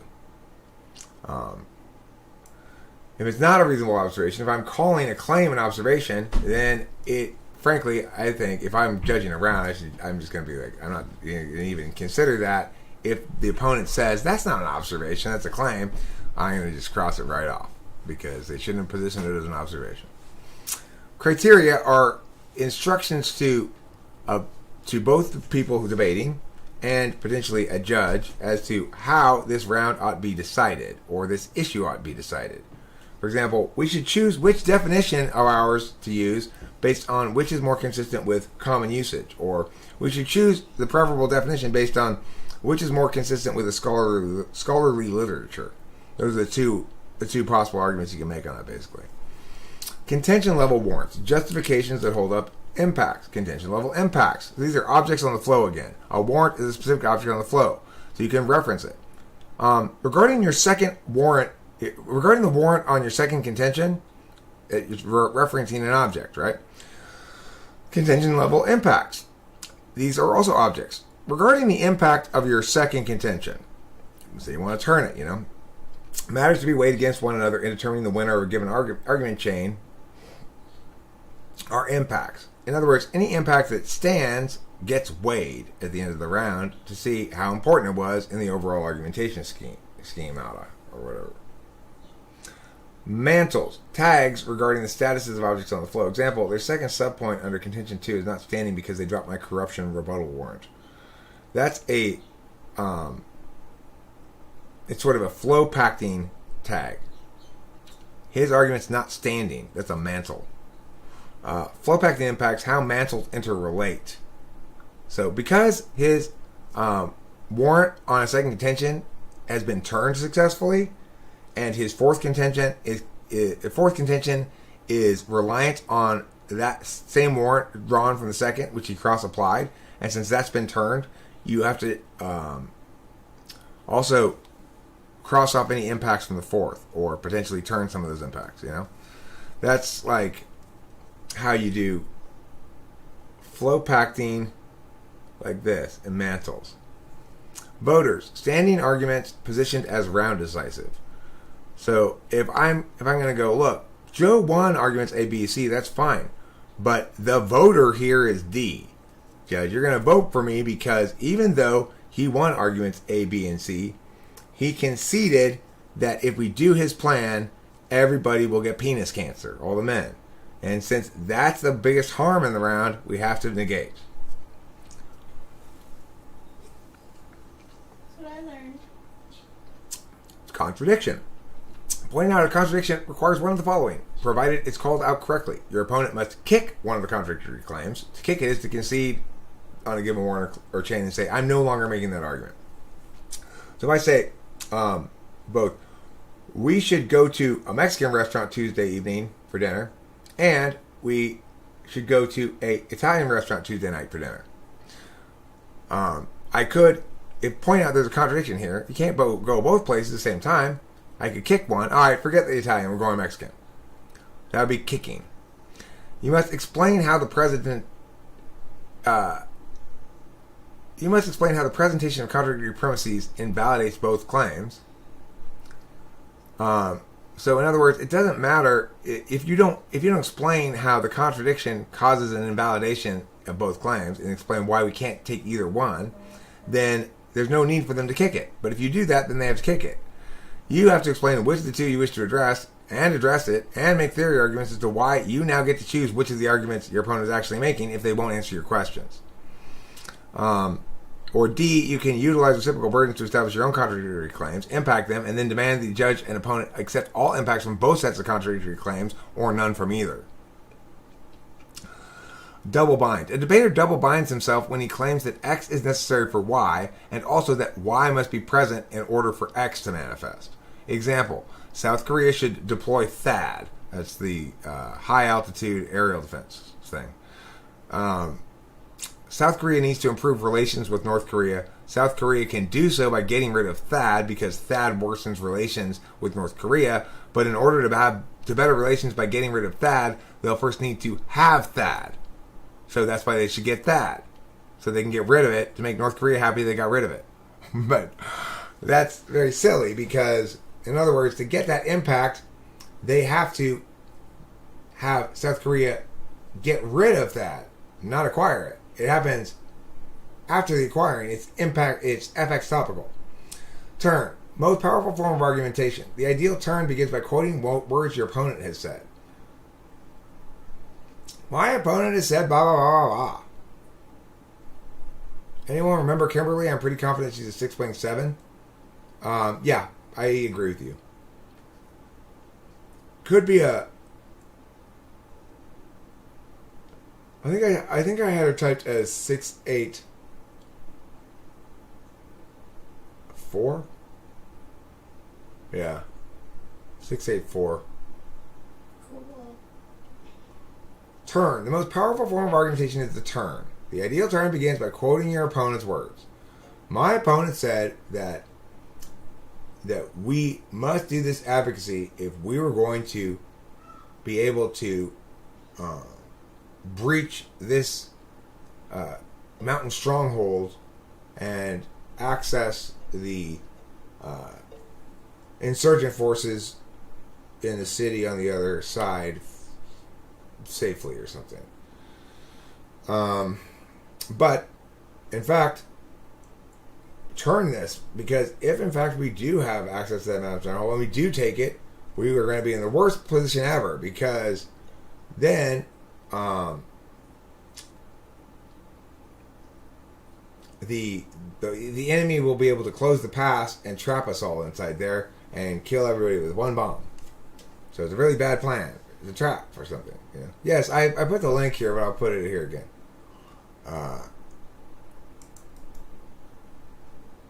You should be able to see it now. I think.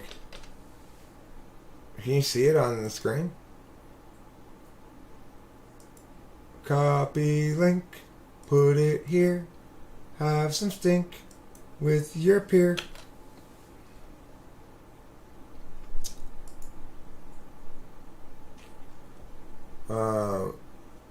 Impacting under frameworks is another kind of argument. Prefer a framework is another kind of argument. Scuttling techniques. Nibs. Necessary but insufficient burdens. Before you can make that argument, you need to prove that you're alive. Okay? Or, my opponent's not produced enough real specificity. He's not been clear enough about this. Like, he said we're going to roll out the program through the Congressional Budget Office, but he didn't specify which administrator in the Congressional Budget Office he was going to employ to use this. So, it's not specific enough. It's too vague. Time skews. Arguments designed to waste opponents' time. So, like, that's the whole idea of spreading. Spreading, which is speed reading and trying to get as many arguments out on the flow as possible. The idea of it is your opponent has to address every single one of them at least. If they drop one, then silence equals assent. So if I made in my speech, I made 5 arguments. They only answered 1, 2, 3, and 4. That means they agree with 5. They didn't answer it. Silence equals assent. It's too late to address it now. Then you impact the shit out of whatever they dropped, The thing about spreading is these people who spread, they put out a shit ton of arguments on the flow, and whatever one you respond least well to is the one they're going to impact most. The problem with this approach is that it means you are generally stuck with weaker arguments to impact, because those are the ones that are going to get less response to them. And I'm of the mindset that you win debate rounds by understanding better. Ultimately, I am in my flow state. Discursive critiques.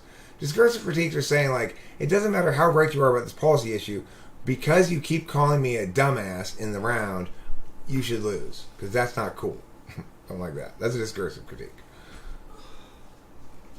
I'm just going to go through the next little bit here, and then I'm going to stop doing this. Plans, counterplans, perms, Ks, and alts. Affirming by a formal plan, as in policy debate. CX stands for policy debate. Cross-X debate. Confers additional burdens on the AF and opens additional possible lines of argumentation to the neg. A counterplan is one such approach that an AF plan opens up to the neg. No form of debate any longer requires a formal plan in order to affirm. However, CX still constrains debaters in a similar fashion by requiring a shell for things that are not a plan. Almost always in policy, that thing is a critic or a critique. It's spelled like that in debate, K-R-I-T-I-K. But it hypothetically might be a general advocacy. If someone were to try to run such an LD or policy or a normal calculus or normative calculus typical of LD, it might also be something new. Counterplans can be run even if no plan is run. So preferable alternatives can be presented as counterplans. there's also advocacies versus plans. It depends on whether you have, like, in CX and in policy debate, they give you a topic area. They'll say the topic area is that we should substantially increase funding on transportation infrastructure. And each AF has to come up with their own way to do that. That's unique. Like, my plan is to pour a bunch of money into tunnels. My plan is to revamp the Coast Guard fleet with clean energy vehicles, or it could be anything, for Christ's sakes, pretty much. But in order to win in policy debate on that topic, you are going to have to, of course, be topical. So you could make a plan that says, yeah, the United States should dig a giant swimming pool in the middle of the country. Well, that's not investing in transportation infrastructure. That's investing in recreation infrastructure.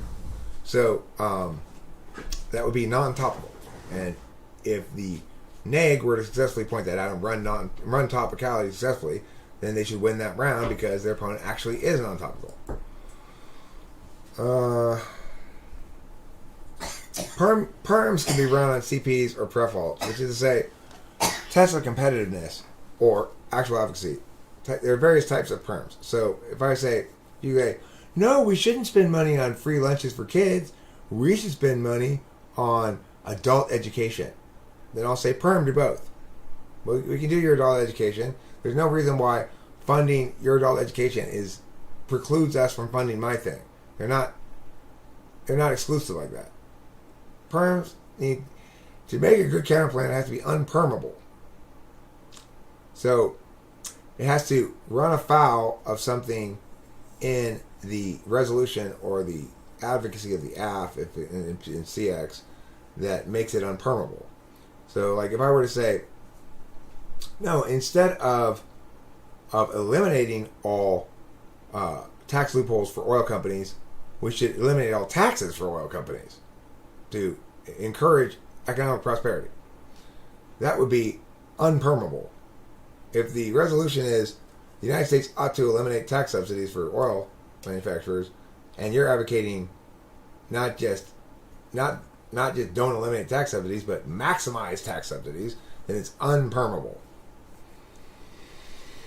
I don't want to get into all this stuff right now. Actually, I'm done talking about this. It's interesting to me, but not to anybody else. I get that. I let myself get a little self-indulgent.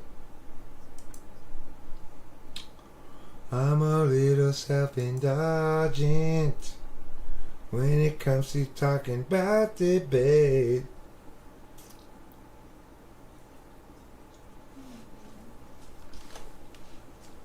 I think I'm going to